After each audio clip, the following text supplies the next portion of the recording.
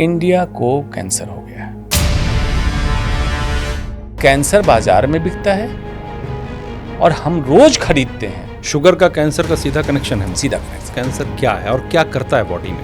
आप अपने शरीर को प्रताड़ित करेंगे, बार बार करेंगे, बेबुनियाद बेतरतीब करेंगे तो कैंसर सेल बनेगा। यही कैंसर है। इंसुलिन कैंसर प्रोमोटर है। अच्छा। इंसुलिन जो हार्मोन है, हाँ, वो कैंसर बढ़ाता है। कैंसर बढ़ाता मतलब मीठा ज्यादा खाते हैं तो कैंसर का रिस्क ज्यादा है। बढ़ेगा। आम बीमारियों की तरह कैंसर भी एक ठीक होने वाली बीमारी है। पॉलिटिशियंस बहुत श्रूड, चालाक, होशियार कौम है कि एक धंधा बन गया है लोगों को कैंसर के नाम पे डरा करके लूटने का। देखिए, ये बहुत बड़ा नेक्सस है। एमआरपी कौन डिसाइड करता है?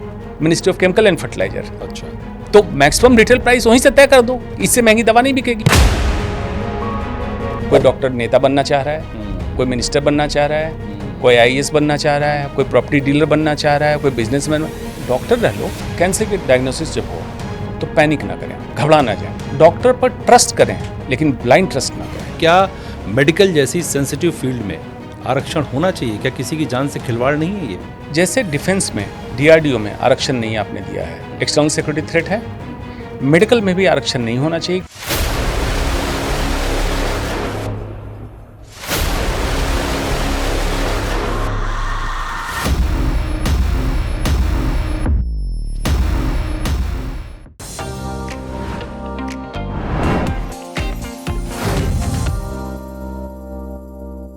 नमस्कार।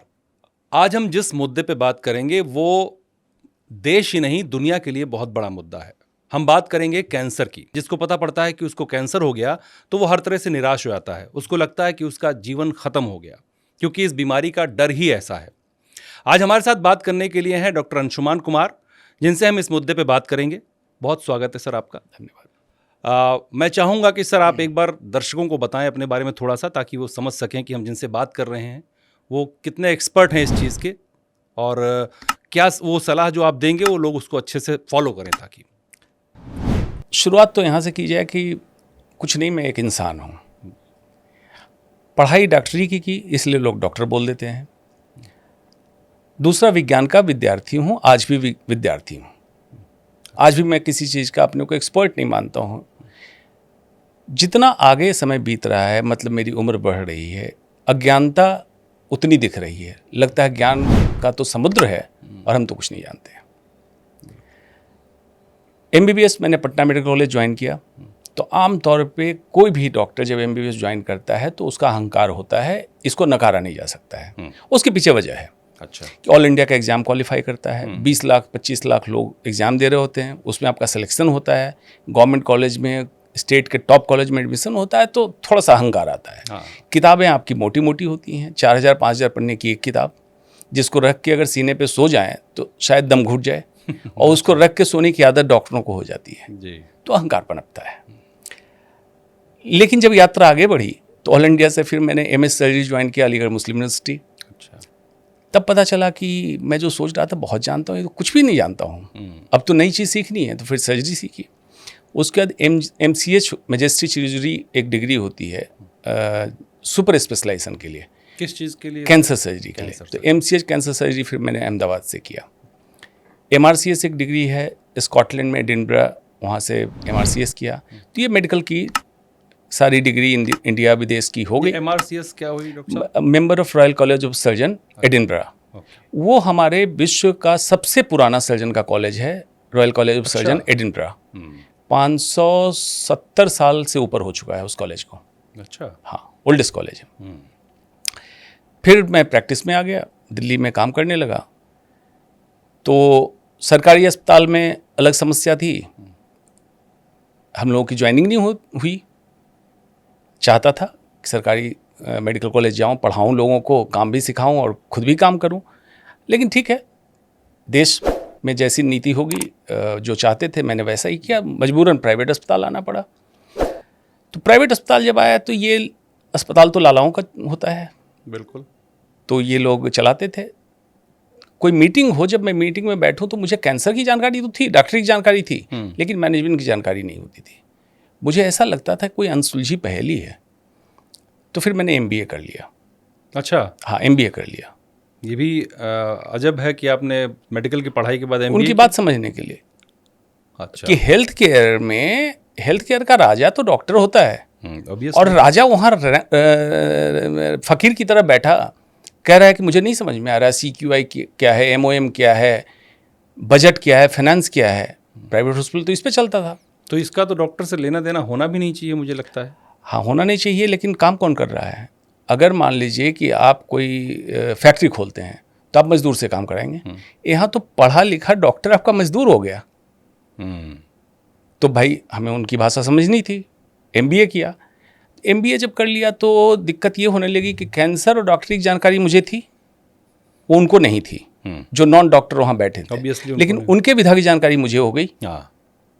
तो अब वो डरने लगे घपलेबाजी करने में, इधर उधर की बातें बनाने में। तो मेरे सामने एक्सेल शीट, टारगेट, इसकी बात करना बंद कर दिया उन लोगों ने। ये समझ में आ गया कि इसके सामने उल्टी पुल्टी बातें मत करो, जानता है। फिर मैं वातावरण, इन्वायरमेंट, पोल्यूशन, बहुत सारे जो नीति बनती हैं जिसके कारण स्वास्थ्य व्यवस्थाएं गड़बड़ हो रही है, उस पर मैं एक्टिवली इन्वॉल्व होता था। तो मैं जब वकील को समझाऊं कि ड्राफ्टिंग ऐसे करो, तो मुझे लॉ नहीं पता, उनको मेडिकल नहीं पता, तो फिर मैंने LLB कर लिया। वाह। चौधरी चरण सिंह यूनिवर्सिटी से LLB भी किया। फिर एक डिग्री मैंने की पोस्ट ग्रेजुएशन क्वालिटी मैनेजमेंट, देखते होंगे NABH, ISO लिखा होता है, वो भी मैंने किया कि क्वालिटी स्टैंडर्ड क्या होना चाहिए। फिर जब पब्लिक प्रोग्राम में कभी बोलता था योग के बारे में तो लोगों को ऑब्जेक्शन ये होता, तो आप तो योग के स्पेशलिस्ट नहीं हैं। तो फिर BHU वाराणसी से, मालवीय भवन से मैंने योग में डिग्री कर ली। अच्छा, योगा भी किया आपने? योगा मैं करता था, ये मेरे प्रैक्टिस का हिस्सा था। मतलब सर्टिफाइड एक डिग्री की? सर्टिफाइड मैंने डिग्री कर ली। अष्टांग योग का विद्यार्थी अपने को मानता हूँ बचपन से, और अभी भी विद्यार्थी हूँ। अष्टांग योग में सीखने को सच में बहुत सारी चीज़ें हैं जो हिंदुस्तान में कुछ लोग अच्छा कर रहे हैं, विदेशी लोग हमारे यहाँ से सीख के अष्टांग योग पे बड़ा अच्छा काम कर रहे हैं। और अच्छी अच्छी किताबें लिखी गई है, जो कि बहुत महंगी किताबें लिखी गई है। सिर्फ उन्होंने उस तथ्य को मेडिकल साइंस से जोड़ते हुए लिखा है कि ये मेडिकल साइंस से कैसे हो रहा है, अगर जांच करेंगे तो क्या दिखेगा। आज मॉडर्न ज़माने में हिट हो रही है किताबें, हिट हो रही है, और सब उसका जो है कॉपीराइट करवा के क्या करके कॉपीराइट का। डेविड क्लटर करके एक एनाटॉमी का प्रोफेसर है, डॉक्टर है अमेरिका का, उसने किताब लिखी है एनाटॉमी ऑफ हठ योगा। अच्छा। कैरोलिन मिस एक जर्नलिस्ट है US में, उसकी बेस्ट सेलिंग बुक गई। उसने कुंडलिनी पे किताब लिखी, इंट्यूटिव हमारे जर्नलिस्ट। यहाँ सब इतना कुंडलनी यहाँ से सीख के गए लोग, हाँ। यहाँ से सीख के गए, और हम उसको नहीं पहचान पाए, अपनी चीज़ों को भुला दिया। स्टिक सेवर्सन स्वीडन का लड़का है, अंडर वाटर -0 में स्विमिंग करता है। अच्छा। अपना रिकॉर्ड खुद ब्रेक कर रहा है 7 साल से। अभी 25 मिनट 7 सेकंड का रिकॉर्ड हो गया, without oxygen under water swimming करता है इतनी देर तक, इतनी देर तक। तो वो इंडिया से आके अष्टांग योग सीख के गया, और उसने किताब लिखी ब्रेदियोलॉजी। अच्छा। मतलब सांस का विज्ञान। तो बेसिकली प्राणायाम। ठीक। कोलंबिया यूनिवर्सिटी का टीचर है वैदिक साइंस का, एडवर्ड। इंडिया के वैदिक साइंस सीखा, कोलंबिया यूनिवर्सिटी में पढ़ाता है, highest paid teacher of Columbia विश्वविद्यालय। अब चलिए, हिरोशी मोटोयामा मुंगेर योग विश्वविद्यालय में आके उसने सीखा अष्टांग योग। जापान में जाकर किताब लिखी, पावर ऑफ चक्रा, और वो किताब 1,58,000 रुपये की बिकती है। 1,58,000 रुपये की किताब? एक किताब 250 पन्ने की। तो मतलब मैंने तो आज से इतनी महंगी किताब नहीं सुनी किसी भी आज तक। उसने क्या किया कि योग को सच में आत्मसात किया, और उसके बाद MRI, EEG, ECG करके डॉक्यूमेंट किया कि ये करने से ये हो रहा है, उसका इम्पैक्ट दिख रहा है। और ये इम्पैक्ट अगर मुझ में दिख रहा है तो आप अगर ऐसे ही करोगे आप में दिखेगा। हम भारतीय कहाँ पिछड़ रहे हैं, बात समझने की है। मॉडर्न मेडिसिन का कहेगा बाकी सब बेकार, दूसरे कहेंगे कि आयुर्वेद या योग वाले कि सिर्फ यही सच है, बाकी सब बेकार। कोई भी इंटीग्रेट करने को तैयार नहीं। एक विधा वाले दूसरी विधा को गाली दे रहे हैं, सब खुद को सुपरमेसी साबित करने सुप्रीम हो नहीं सकते हैं। Human body not made by human. तो आप इस पे कहाँ से काबू पालेंगे? चर्चित है मामला नवजोत सिंह सिद्धू का।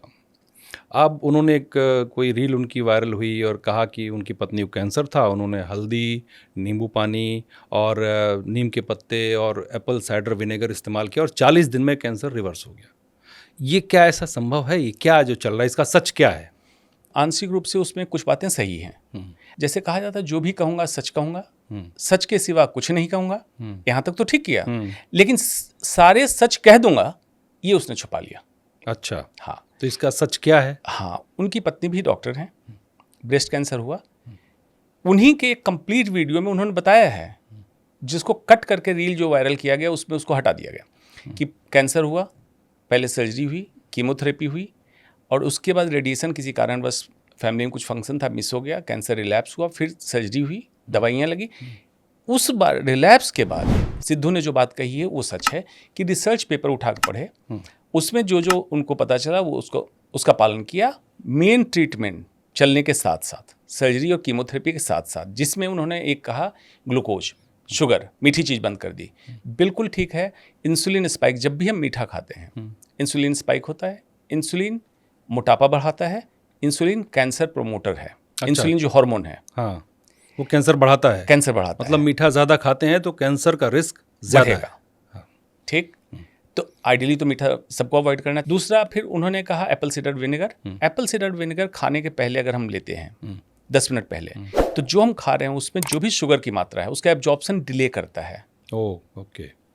एक फ्रेंच लेडी है, अच्छी न्यूट्रिशनिस्ट है, उसने किताब लिखा ग्लूकोज रिवोल्यूशन। जो दर्शक पढ़ना चाहते हैं पढ़ें। उसमें उसने डाइट प्लान बताया है, जिसमें कहा है पहले फाइबर खाओ, मतलब पहले सब्जियां खा लो, फिर एप्पल साइडर विनेगर ले लो, तो एब्जॉर्प्शन को कम कर देगा। फिर प्रोटीन लो, फैट लो, फिर कार्ब अगर लेना है कॉम्प्लेक्स कार्ब लो, मतलब क्लासिकल चावल जो भारत में जिसको आज सोकॉल्ड ब्राउन राइस बोल रहे हैं। हाँ।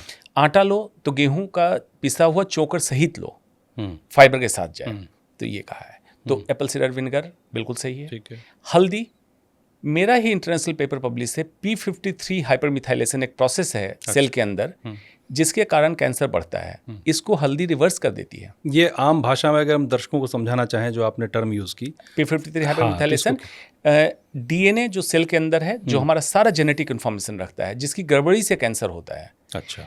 उस डीएनए में एक बदलाव होता है, P53, P4 पटियाला 53, ये एक जीन है। अच्छा। हमारे शरीर के अंदर ये जीन, इसको हम कहते हैं मॉलिक्यूलर पुलिसमैन, मतलब मॉलिक्यूल हमारे अणु के स्तर पे ये पुलिस का काम करता है। कैसे?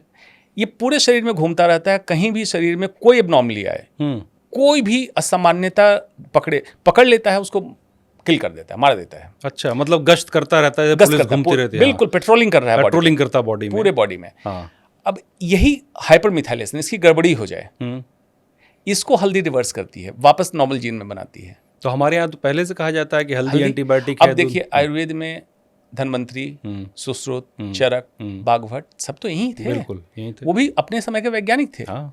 अब उन्होंने बातें लिखी, लेकिन उस समय लेबोरेटरी नहीं थी, साइंस नहीं था, तो जितनी बातें थी उन्होंने लिखी। अब बाद में आयुर्वेद के डिग्रीधारी वैद्य कहाँ सोए हुए हैं? कोई नहीं, उस पर बात ही नहीं करता, बात नहीं कर रहे हैं। नहीं। भगवाधारी व्यापारी कुछ भी लेके आके कहता है, आयुर्वेद के डॉक्टर चुप रहते हैं, उनको खंडन करना चाहिए।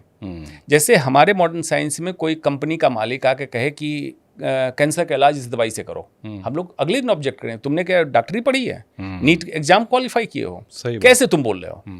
तो हमारे आयुर्वेद के डिग्रीधारी वैद्य को आगे आना चाहिए। आज के ज़माने के हिसाब से टेक्नोलॉजी को एक्सेप्ट करें, इन्वेस्टिगेशन को एक्सेप्ट करें, और सब मिलें। मॉडर्न मेडिसिन, एलोपैथ 6 विधाएं हिंदुस्तान में हैं। मॉडर्न मेडिसिन, आयुर्वेद, होम्योपैथ, यूनानी, सिद्धा, नेचुरोपैथ, 6 विधायक के लोग मिले, जिसकी जो अच्छाई है साथ साथ चलें। क्लेवेंट क्लिनिक का चीफ है, वेलनेस क्लिनिक का, रॉयजन, उसने डिक्लेयर किया कि उसकी एज है ऑफिशियली 73। अच्छा। लेकिन बॉडी एज है 52। अच्छा, इतना फर्क है? हाँ, 21 साल का गैप। 21 साल का। तो एक टेलीविजन प्रोग्राम पे मैं कर रहा था, तो उन्होंने जब बताया बॉडी एज कैलकुलेट करने की मशीन आती है। हाँ। जिसमें कि आजकल वेइंग मशीन में भी होता है, दिखा। एग्जैक्टली वही मशीन है। हाँ। BNI बेस्ड मशीन होती है। एग्जैक्टली। हाँ। मेरी, अब मैं तो मर्द हूँ, औरतें छुपाती है, मुझे छुपाने की जरूरत नहीं। मेरी एज है क्रोनोलॉजिकल एज, मतलब बर्थ सर्टिफिकेट 52। बायोलॉजिकल एज जिसको कहते हैं, उसको आप क्रोनोलॉजिकल एज अच्छा, कि जो डेट ऑफ बर्थ से है। अच्छा, ठीक है। और जो बायोलॉजिकल एज है, मतलब बॉडी फिटनेस से मैं क्या हूँ, ऑर्गन्स की जो स्थिति है, जो कंडीशन है, विसरल फैट सारा मिला के, तो मेरी एज है 31। 31 है? 31। तो बहुत ये कमाल की चीज़। इसका वजह क्या है? हाँ, तो चर्चा कर लेंगे। तो मैंने जब कहा कि माइकल रॉयजन का भी जो गैप है वो गैप है, तो उन्होंने कहा कि बेकार हम बात कर रहे हैं। तो आप तो उनसे भी ज़्यादा गैप है। हाँ, तो 21 साल का आपका। उन्होंने, एंकर ने यही कहा कि हम बेकार अमेरिका की बात करें, यहाँ है। हाँ, अब मैं कहता कि नहीं, मैं तो मॉडर्न मेडिसिन का डॉक्टर हूँ, सिर्फ दवाई लिखने की बात करूंगा, तो गलत हो जाता। बिल्कुल सही बात पहले मैं फिट हो जाऊं, मैं उसको करके देखूं कि वाकई ये काम करता है, और साइंस के पैरामीटर पे। हाँ, वो फिर मैं जरूरी है। दूसरे कराऊं। अभी 9 डॉक्टर मेरे पास इनरोल हैं जिनको डायबिटीज की समस्या, हाइपरटेंशन की समस्या थी, वापस हो गई, रिवर्स हो गई। मॉडर्न मेडिसिन कहता है कि डायबिटीज रिवर्स नहीं हो होता। सकता। मैं फॉल्स क्लेम नहीं करूंगा। मुझे इससे प्रैक्टिस से पैसे नहीं कमाने हैं। मैं कैंसर सर्जन हूं, मैं पैसा कमा रहा हूं। मैंने ये करके दिखाया कि ये मॉडर्न मेडिसिन का मिसकंसेप्शन है। डायबिटीज टाइप 2 डायबिटीज, टाइप 1 नहीं, टाइप 1 तो इंसुलिन डिपेंडेंट, छोड़ दीजिए, जेनेटिक है। टाइप 2 डायबिटीज रिवर्स हो सकती है, ओबेसिटी रिवर्स हो सकती है, हाइपरटेंशन रिवर्स हो सकता है। कैंसर का ट्रीटमेंट आपने करा दिया, कैंसर रिलैप्स ना हो, इसके लिए अगर उनके भी लाइफस्टाइल में चेंजेस करें तो कैंसर दोबारा नहीं आएगा। या कैंसर प्रिवेंशन पे आपके लाइफस्टाइल मॉडिफिकेशन का बहुत बड़ा रोल है, ये सब रिवर्सल कर सकते हैं, इसकी जरूरत है। कैंसर डॉक्टर साहब होता क्या है, एक सामान्य भाषा में किसी को समझना हो तो कैंसर क्या है और क्या करता है बॉडी में? ये बहुत अच्छा सवाल है। इसको पहले तो क्लासिकल डेफिनेशन बताते हैं। Abnormal purposeless growth of our own body cell with a potential to migrate from one organ to another is cancer. अच्छा। असामान्य उद्देश्य विहीन बेतरतीब शरीर की अपनी कोशिकाओं का वृद्धि होना, और इसमें अमरण क्षमता के साथ साथ एक अंग से दूसरे अंग में जाने की क्षमता आ जाए, यही कैंसर है। अच्छा। मतलब हो सकता है कोई कारण बाहर से आया हो, लेकिन कोशिकाएं अपने शरीर के अंदर थी। अब साधारण भाषा इसको करते हैं। दिल्ली की आबादी 3 करोड़। अब मान लीजिए 3 करोड़ लोग, हम लोग बिल्कुल लॉ एंड ऑर्डर मानते हैं, सिविलाइज्ड हैं, मिलजुल के रह रहे हैं। ये हमारा होल ह्यूमन बॉडी है, 30 ट्रिलियन सेल्स साथ में रह रहे हैं। सब एक दूसरे की रेस्पेक्ट करता है, कोई रेड लाइट नहीं जंप करता है, सिग्नल फॉलो करता है, सब ठीक चल रहा था। मतलब शरीफ शहरी की तरह सब रहते हैं। शरीफ शहरी की तरह। अब इसमें से कुछ बन गए आतंकवादी। अच्छा। अब ये अपने लोगों को मारना चालू किए, एक स्टेट से दूसरे स्टेट जाने लगे, एक कंट्री से दूसरे कंट्री जाने लगे, वहां भी मारना चालू किए, आतंकवादी हो गए। ये कैंसर है।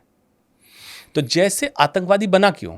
किसी कारण से बहुत क्षुब्ध रह रहा था बहुत दिनों से, आप उसको प्रताड़ित किए जा रहे थे, बार बार आतंकवादी बनता था, लेकिन पुलिस फोर्स जो हमारा शरीर का डिफेंस सिस्टम था वो उसको कंट्रोल करता था, मार देता था।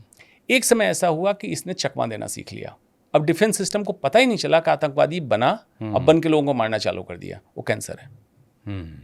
तो आप अपने शरीर को प्रताड़ित करेंगे, बार बार करेंगे, बेबुनियाद बेतरतीब करेंगे, तो कैंसर सेल बनेगा, पनपेगा, फिर एक अंग से दूसरे अंग में भागेगा, यही कैंसर है। तो मेरा अगला सवाल इसी से है कि ये प्रताड़ना क्या है जो हम आजकल कर रहे हैं, जाने अनजाने जैसे भी है, वो शरीर की प्रताड़ना हम कैसे कर रहे हैं, वो समझना ज़रूरी है लोगों के लिए। Unplanned, unwanted, unneeded. अब इसको समझ लें लोग। बिना किसी प्लानिंग के जो चीज़ आप करते हैं, एक अनवांटेड जिसकी आपको ज़रूरत नहीं है, अननीडेड जिसके शरीर को ज़रूरत नहीं है, जिसमें क्या है, बैक टू बेसिक्स आ जाइए। नेचुरल इवोल्यूशन में इंसान क्या था, हंटेरियन कल्चर में था, शिकार करने जाता था, शिकार करके आता था, जो भी मिलता था खाता था। फिर एग्रीगेरियन सोसाइटी आई, जब रिवर सिविलाइजेशन हुआ, सिंचाई की व्यवस्था हुई, तो हम लोग हमारे पूर्वज अनाज उपजाने लगे। तो हमारी ज़रूरत कितनी थी, सर्कैडियन रिदम के हिसाब से सूरज उगता था, हम जगते थे, सूरज डूबने के साथ साथ खाना खत्म होता तो सो जाते थे। प्लांट बेस्ड फूड ज़्यादा खाते थे, कुछ नॉनवेज भी खाते थे, यही था। बिल्कुल। अनप्लैन्ड अर्बनाइजेशन में क्या हुआ, पेड़ पौधे जलाशय पहाड़ सब काट दिया आपने, कार्बन फुटप्रिंट जनरेशन हमने बढ़ा दिया, प्रदूषण बढ़ा। अब सब लोग एग्रीकल्चर कर नहीं रहे हैं, तो क्या किया कि packet food, processed food, ultra processed food, यही लाइफ का मेन हिस्सा बन गया। अब दर्शक जो सुन रहे हैं जरा ध्यान करें, आपकी दिनचर्या कैसे शुरू हो रही है। दूध वाली चाय चीनी के साथ, मेंटल मील, न्यूज़पेपर में सब डराने वाली इन्फॉर्मेशन, मेंटल तनाव। उसके बाद ब्रेड, आपके यहाँ अल्ट्रा प्रोसेस, क्या घर में रोटी नहीं बन सकती थी, पराठे नहीं बन सकते थे, किस लिए खाए ब्रेड भाई। सॉसेज, प्रोसेस्ड फ्रोजन फूड, उसको गर्म करके किस लिए खा रहे हो, नेचुरल खाना खाते। यहाँ से लेते हो जब देखिएगा तो मेंटल फिजिकल लेवल पे हम सिर्फ अपने आप को प्रताड़ित करते हैं। अगर मैं कहूँ कि कैंसर बाजार में बिकता है और हम रोज खरीदते हैं, अतिशयोक्ति नहीं है। सिर्फ आपको समझने की जरूरत थोड़ी देर के लिए, जब आप स्लो डाउन करेंगे तभी आप समझ पाएंगे। आज इंसान इतनी अफरा तफरी में भाग रहा है कि उसको समझने की फुर्सत नहीं है। स्लो डाउन करें, सचेतन की अवस्था में है और अपनी दिनचर्या को एनालाइज करें, तब आपको पता चला कि 70-80% चीज़ें बेजरूरत कर रहे हैं। कैंसर के लिए डॉक्टर साहब ये भी कहा जाता है कि अगर किसी फैमिली में डायग्नोस हो गया तो पहले तो उस मरीज़ की ऐसी मनोदशा हो जाती है कि उसको लगता है कि अब मैं कल मर जाऊंगा। पूरा परिवार जो हो जाता है परेशान, सब सोच करके कि इलाज कैसे होगा, आर्थिक चीज़ें और शारीरिक परेशानियां। तो क्या ऐसा होता है कि कैंसर हो गया तो मतलब सब कुछ ख़त्म? MCH कोर्स जब मैंने ज्वाइन किया कैंसर सर्जरी का, Ahmedabad Gujarat cancer research institute, library गया, पहले दिन पहली किताब पे जो नज़र पड़ी थी, किताब का नाम था कैंसर एंड इमोशन। पहले पेज पे उस पे जो लाइन लिखी हुई थी, 50% of the patient dies the moment you declare cancer. ऐसा क्यों? अब डाइज का मतलब फिजिकल डेथ नहीं थी, हाँ। मतलब उसकी मानसिक स्थिति, पैसे की चिंता, परिवार की चिंता, इनकम बंद, तो 50%। अब नेक्स्ट लाइन क्या लिखी उसने, being oncologist you have to hold the hand. Cancer specialist होने के नाते तुम्हें इसकी जानकारी, तुम उसका हाथ पकड़ो, मदद करो उसकी, और उसको उससे निकाल के तुम ही ला सकते हो। इलाज तो बाद में करना, पहले जो 50% डेथ है उससे निकाल के वापस लाओ। क्यों? कैंसर की पहली अवधारणा, कैंसर ठीक नहीं होता है, अवधारणा है ये। अच्छा। आम बीमारियों की तरह कैंसर भी एक ठीक होने वाली बीमारी है, और उससे ज़्यादा इंपॉर्टेंट रोकथाम वाली बीमारी है। कैंसर को हम रोकथाम कर सकते हैं। अच्छा। अर्ली डिटेक्शन करें, अर्ली स्टेज में पता चले तो हम ठीक कर सकते हैं। सिर्फ हमें हॉलिस्टिक अप्रोच की ज़रूरत है। दूसरा, कैंसर का इलाज बहुत महंगा होता है। दूसरी अवधारणा, अवधारणा क्यों बोल रहा हूँ, महंगा सस्ता की बात तब होगी ना जब आपको अपने पॉकेट से पैसे खर्च करने होंगे। तो पॉकेट से पैसे कहाँ लगेंगे? प्राइवेट अस्पताल में। तो गवर्नमेंट हॉस्पिटल में, सरकारी अस्पताल में व्यवस्था क्यों नहीं है? अगर मान लीजिए पब्लिक की डिमांड करती है मुझे राम मंदिर चाहिए, मिला ना, 370 हटाओ, ये कंट्रोवर्शियल मामला है कंट्री के लिए, हटा। पॉलिटिशियंस बहुत श्रूड, चालाक, होशियार कौम है, वो आपको देंगे, आपको मांगने की जरूरत है। पब्लिक मांगे कि स्वास्थ्य हमारी प्राथमिकता है। तो ये कैंसर के इलाज की व्यवस्था भी, और कोई भी महंगे इलाज की व्यवस्था सरकारी अस्पताल में होगा। जब मैं MBBS का छात्र था तो किसी स्टेट में किसी बीमारी का इलाज कहीं नहीं हो रहा, मेडिकल कॉलेज रेफर कर दो। बिल्कुल। आज बताइए कि कौन सा मेडिकल कॉलेज है? नहीं, आजकल तो बड़े बड़े अस्पतालों की चेन के नाम लिए जाते हैं कि वहाँ चले जाओ, वहाँ चले जाओ, फलानी जगह चले जाओ। ये कब आपके आंखों के आगे पर्दा डाल दिया गया, आपने इसको एक्सेप्ट कर लिया। तो अगर मैं कहूँ कि ये नेक्सस है नीति निर्धारक, पॉलिटिशियंस और कॉर्पोरेट हाउसेस के बीच में, तो कोई बड़ी बात नहीं है। तो भैया ये मेडिकल लॉबी जो है इसके पीछे बहुत ज़्यादा काम कर रही है। इसका मतलब एक धंधा बन गया है लोगों को कैंसर के नाम पे डरा करके लूटने का। देखिए ये बहुत बड़ा नेक्सस है। ये अमेरिका से लेके पूरे विश्व में फैला हुआ है। ये छोटा नेक्सस नहीं है। सबको मालूम है तंबाकू से कैंसर होता है, तो तंबाकू बंद कर दो। एक बार हम लोगों ने कैंपेन किया तो ऑटो के पीछे एक किसान का फोटो लगा के लोगों ने कर दिया कि हम मर जाएंगे। तो मैंने तब भी कहा कि ये तंबाकू उत्पाद वाले किसान के पास इतनी फुर्सत है, इतने पैसे हैं जो वो ये बनाएगा। ये टोबैको लॉबी ने बनाया। जिस खेत में तंबाकू की खेती हो उस खेत में दलहन की खेती बहुत अच्छी हो जाएगी, किसान तो दलहन उपजा लेगा, उससे महंगा बेचेगा। लेकिन टोबैको लॉबी नहीं चाहती है, और सरकार इसलिए नहीं चाहती है। एक बार टोनी ब्लेयर UK के प्राइम मिनिस्टर बने तो उनके दोस्त, अच्छे दोस्त कुछ डॉक्टर थे, तो उन्होंने कहा यार तुम स्मोकिंग, सिगरेट बैन कर दो। बैन किया, सरकार गिरने की नौबत आ गई। उन्होंने बैन बॉक्स लिया। ये पूरे कंट्री में है। चलिए, प्रोसेस्ड अल्ट्रा प्रोसेस्ड फूड, जितने पैक्ड फूड आ रहे हैं, क्या इस सरकार में बैठे लोगों को पता नहीं है कि ये मोटापा, डायबिटीज, कैंसर, हाइपरटेंशन के पीछे की वजह है? क्यों इसको प्रमोट किया जा रहा है? चलिए, इलाज की सुविधा, बिग फार्मा इंडस्ट्री ये डिसाइड करती है मेडिकल क्यूरिकुलम, मतलब मेडिकल में क्या पढ़ाया जाए। अच्छा, ये डिसाइड करते हैं? ये डिसाइड करती है अमेरिका में। अमेरिका का मेडिकल क्यूरिकुलम तय होता है, पूरे विश्व में मॉडर्न मेडिसिन पढ़ने वाले उसको फॉलो करते हैं। हमारे यहाँ भी सब जगह किताबें हमारी अमेरिकन होती है। अच्छा, तो उसमें क्या पढ़ाया जाता है? डॉक्टर बन रहे हो, दवा लिखने के लिए एजेंट बना रहा हूँ तुमको, ये सीख लो। अच्छा, सिंपल सा फंडा। जबकि देखिए विज्ञान ने कितना अच्छा किया, हमारे मॉडर्न मेडिसिन ने चमत्कार किया है, कोई दो मत नहीं इसमें। एंटीबायोटिक का शोध, कई वैक्सीन का शोध, कई टेक्नोलॉजी से सर्जरी होती है उसका शोध, वाकई अच्छा किया। साइंस ने अच्छा काम किया था। लेकिन ये बिजनेस लॉबी जो घुस गई, लॉबी घुसी, उसने कहा कि बहुत अच्छा है यार, अगर हम इंडस्ट्री चलाते हैं, 4th ग्रेड को हैंडल करना पड़ता है, इसमें पढ़े लिखे डॉक्टरों को हैंडल करना है।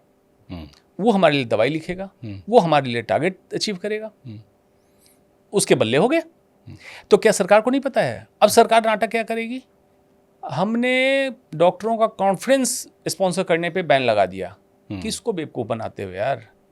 तुम्हें बैन लगाने की क्या जरूरत है? एमआरपी कौन डिसाइड करता है?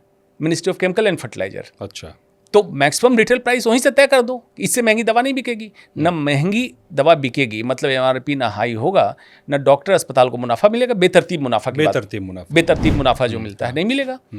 तो ये चीप पॉपुलस थियरी एक होती है, पॉलिटिशियन बहुत अपनाते हैं कि किस चीप थियरी से प्रोपेगेंडा हो और हमारा वोट बैंक बन जाए। लेकिन डॉक्टरों को चाहिए डिकोड करके समझाएं। तो डॉक्टर, तो मैं देख रहा हूँ कि आप पहले डॉक्टर हैं जो इस तरह की बातें कर रहे हैं, लोगों को जागरूक करने वाले, लोगों को समझाने वाले इन चीज़ों को। तो इसमें कहीं ना कहीं डॉक्टर्स भी मिले हुए हैं, इस पूरी लॉबी में साथ में शामिल हैं सब। देखिए, डॉक्टर का क्या है, मैं कुछ एक्स्ट्रा काम नहीं कर रहा हूँ धर्मेंद्र भाई। डॉक्टर वर्ड जो निकला था, डॉसियर, लैटिन वर्ड से निकला था, जिसका मतलब है टीचर, शिक्षक। डॉक्टर का एक्चुअल मतलब था teacher, to teach the society, keep the society happy healthy. और उसका कोई बीमार हो तो उसका इलाज भी कर देंगे। बिल्कुल, यही हमारा रोल था। लेकिन रोल रिवर्सल हमारा कराया गया। डॉक्टर 17 साल की उम्र में मेडिकल में आता है, तो वो बच्चा जिसको दुनियादारी का कुछ नहीं पता है, मेडिकल में आया, मोटी मोटी किताबें लेके सोता है सीने पे। अभी आपने जिक्र किया उसके बाद पढ़ने का इतना लोड, बहुत मेहनत करता है एक डॉक्टर बनने में। बिल्कुल। अब उसने दुनियादारी नहीं सीखी, डरपोक होता है, बहुत डरता है कि अगर कुछ बोलूँगा कोई मारेगा, कोई पीटेगा, कोई गोली मार देगा, कोई पॉलिटिशियन से नाराज होगा, कोई ब्यूरोक्रेट नाराज होगा। मैं कहता हूँ एक डॉक्टर की उम्र कितनी है? 30 साल। कैसे? हाँ, सारी डिग्री खत्म करके 35 साल में एक डॉक्टर आता है प्रैक्टिस में। 65 साल तक काम कर लो, 17 से लेके 35 तक पढ़ेगा। अगर सारी डिग्री लेके एक सुपर स्पेशलिस्ट बनना चाहता है तो उसको 17 से 18 साल पढ़ना पड़ता है। बताइए, बहुत लंबा समय होता है जीवन का। हाँ, टफ टाइम। इंडिया में टफ टाइम है। हाँ। इंडिया में टफ टाइम ये है, एंट्रेंस कठिन, आरक्षण अलग मार रहा है। हाँ। उसके बाद एग्जिट कठिन, फिर किताबें महंगी, रात में सोने जगने का फुर्सत नहीं। वो डॉक्टर कैसे करेगा? आप कहिएगा आप क्यों कर रहे हैं? अरे मैं कह रहा हूं, मैं फकीर हो चुका हूं, सच में फकीर हो चुका हूं मन से। आप कहे अकरबन्ने हो गए, काम नहीं कर रहे? मैं खूब काम कर रहा हूं। मैं उस सिद्धांत पे विश्वास कर रहा हूं कि अगर एक बिचौलिए से, आढ़ती जैसे लोगों से, ये बिजनेसमैन से मैं डर जाऊंगा तो मेरे डॉक्टर होने पे लानत है। इससे बेहतर है मैं डॉक्टरी छोड़ दूं। तो मैं मेडिकल साइंस की चीजें डिकोड करूंगा, और ये अर्ली एज से कर रहा हूं, आज भी कर रहा हूं, आगे भी करूंगा। तो इसके लिए कभी आप पर दबाव भी आता होगा, क्योंकि मेडिकल लॉबी इतनी हावी है और सरकार इस तरह से कर रही है, तो आपके प्रेशर आते होंगे। 20 साल से मैं किसी दवा कंपनी वाले से मिला नहीं हूं, तो मेरा करेंगे क्या? मैं उनसे कोई स्पॉन्सरशिप लेता नहीं हूं, मेरा क्या करेंगे? अब कहिएगा आप दवा नहीं लिखते हैं? बिल्कुल लिखता हूं। जो दवा जिस कंपनी का रिसर्च एंड डेवलपमेंट प्रोडक्ट है, जो स्टैंडर्ड कंपनी है, जिसका क्वालिटी बिल्कुल पक्का है, वो मिले मुझसे ना मिले, मैं उसकी दवा लिखूंगा। ये थ्रेट भी तो होती हो, कभी कोई थ्रेट आई? थ्रेट समझाने से लेके, अब देखिए बिहार में एक चीज़ है, जानना, समझना और बुझना। तो समझाने से लेके बुझाने तक हर थ्रेट आया। अब इसमें क्या अंतर है समझिए। कोई चीज़ हम पढ़ते हैं, मैंने आपको कोई सूचना दी, आप जान गए, आपने उस पर चिंतन किया, आप समझ गए, और ये जिज्ञासा आपकी खत्म हो गई तो आप बुझ गए। अच्छा, मतलब आपकी जिज्ञासा भरी ज्योति उस दिन बुझ गई तो खत्म हो गए। लेकिन ये थ्रेट में होता है, जब बुझाना मतलब खत्म कर देंगे। अच्छा, ऐसा कहा गया? हाँ। तो मैंने कहा बड़ा सिंपल है, ये गाड़ी का नंबर है, अकेले चलता हूँ, कोई गार्ड भी नहीं है, कर दो खत्म। लेकिन पता है धर्मेंद्र भाई, दुआ में ताकत है। बिल्कुल। जो लोग मुझसे इलाज कर रहे हैं शायद वही दुआ देते होंगे। हाँ। कि हिम्मत तो हुई नहीं किसी खत्म करने की। हो सकता है खत्म करने वाले सोचते हैं कि यार बात तो सही कह रहा है, छोड़ो इसको, क्या इससे बात कह रहा है करने दो, इससे कोई फर्क भी नहीं होने। सही बात। क्योंकि मेजॉरिटी लोग उनको सपोर्ट कर रहे हैं, तो मेरे कहने से कुछ खास फर्क होना नहीं है, तो होने दीजिए। लेकिन मैं वही करूँगा जो एज ए डॉक्टर मुझे करना चाहिए। मैं एक्स्ट्रा कुछ नहीं कर रहा हूँ। हमारे शास्त्रों में लिखा है, सचिव वैद्य गुरु तीन जो, प्रिय बोले ही भयास, राज धर्म तन तीन करी होई बेगही नास। तो मैं ज़्यादा कुछ नहीं बोल रहा हूँ, सच बोल रहा हूँ जो है। इसका हिंदी में भी मतलब समझा दी, संस्कृत आप बोले सचिव तो। वैद्य, सचिव का मतलब सेक्रेटरी, आज ब्यूरोक्रेट हैं। वैद्य मतलब डॉक्टर, गुरु मतलब टीचर। प्रिय बोला ही भयास, प्रिय बोलने लगे, मधुर बोलने लगे, लेकिन सच नहीं बोलने लगे। राज मतलब कंट्री का राजपाट, धर्म तन, वैद्य तन का इलाज करता है, होई वेगहीन नाश, इन तीनों का नाश हो जाएगा। एक बार आपने जो सवाल पूछा, इसी पे लोगों ने पूछा कि आप ऐसे बोलते हैं, बेवाकी से बोलते हैं, आपको डर नहीं लगता है? तो मैंने एक पंक्ति लिखी। ऐसे मैं साइंस का विद्यार्थी हूँ, लेकिन कभी कभी लिख देता हूँ। नहीं, आप वर्सेटाइल हैं, जिस तरह से आपने लॉ किया, आपने MBA किया, आप कविताएं भी लिखते हैं, तो ये एक बहुत अच्छी पर्सनैलिटी, आप वर्सेटाइल आदमी हैं। तो बताइए क्या लिखा? उस पर मैंने लिखा था जो मैं आपसे कह भी रहा था कि मैंने एक्स्ट्रा कुछ नहीं किया, सच बोला है। उसी पे लिखा, सच्चाई इतनी थी, बड़ी छोटी, सच्चाई इतनी थी कि बस सच कह गया। वाह। सच्चाई इतनी थी कि बस सच कह गया, दर्दे हकीकत बस बयां कर गया। लेकिन हुआ क्या, सच की धार इतनी पैनी थी कि जख्म खंजर भी कुछ भर सा गया। वाह, क्या बात। छोटी सी बात में आपने बहुत बड़ी बात कह दी है। अब लोगों को दर्द हो रहा है मेरे सच से, तो मैं क्या करूं उसमें? लेकिन ये साहस हर आदमी कर नहीं पाता ना, और खासतौर से जो मेडिकल फील्ड में जुड़ा जो हुआ नहीं है। कर पाते उनको भी पता है सच यही है। हाँ। जो मुझसे नाराज है उनको पता है सच यही है। लेकिन उनके अपने हित हैं कुछ, उस हित की वजह शायद वो मुंह नहीं खोलते। क्यों डर रहा है डॉक्टर? 30 साल की उम्र, एक भी डॉक्टर बता दीजिए जिसके पास गाड़ी नहीं हो, घर नहीं हो, खाने को पैसे नहीं हो, बच्चे को पढ़ाने की फीस नहीं हो। एक भी डॉक्टर बता दीजिए जो अंबानी अदानी बना हो। नहीं।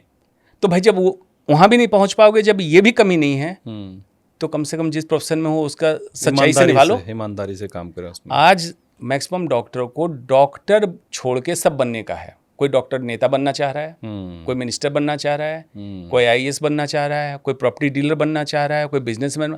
डॉक्टर रह लो, डॉक्टर नहीं बनना। इतनी मेहनत से सारे एंट्रेंसेस क्वालिफाई किए, इतनी मेहनत से पढ़ाई की, हैरिसन डेविडसन बेली लब सीने पर रख के सोए हो। हमारे लिए तो रामायण महाभारत गीता वही है। बिल्कुल। हमें क्यों दूसरा कुछ बनना है? दूसरा बनने के लिए तो फिर इतनी मेहनत क्यों की? 17 साल की उम्र में जाते बन जाते वहीं। हाँ, सही बात है। इस प्रोफेशन के प्रति जिम्मेवारी से, और जिम्मेवारी ईगो के बिना होनी चाहिए, अहंकार के बिना। जितनी विधाएं सबको मिलाएंगे, जन कल्याण की बात करो। कोई बड़ी बातें करने नहीं कह रहा हूं कि तुम समझते हो ह्यूमन साइंस को, तुम एनाटॉमी फिजियोलॉजी समझते हो, तुम समझते हो बीमारी क्या होती है, कैसे हम कम कर सकते हैं। जैसे इस दिन होगा, इन बिजनेसमैन की हालत खराब होगी। क्यों? साइंस ने तो अच्छाई के लिए सारी दवाइयां खोजी। बिल्कुल। वो काम तब भी होगा, बिजनेस तब भी करेंगे, लेकिन ये जो बेचैनी नॉन मेडिकल के लोग, नॉन डॉक्टर लोग आके डॉक्टरों पे डिक्टेटरशिप चला रहे हैं, ये खत्म हो जाएगा। और डॉक्टर के हित में मैं बोल रहा हूँ ये बात। हाँ, ये डॉक्टर के हित में है कि तुम अपनी गरिमा वापस कमाओगे। गरिमा तो आप पहले किसी ज़माने में जो भगवान कहा गया डॉक्टर, उसके पीछे एक वजह होती थी।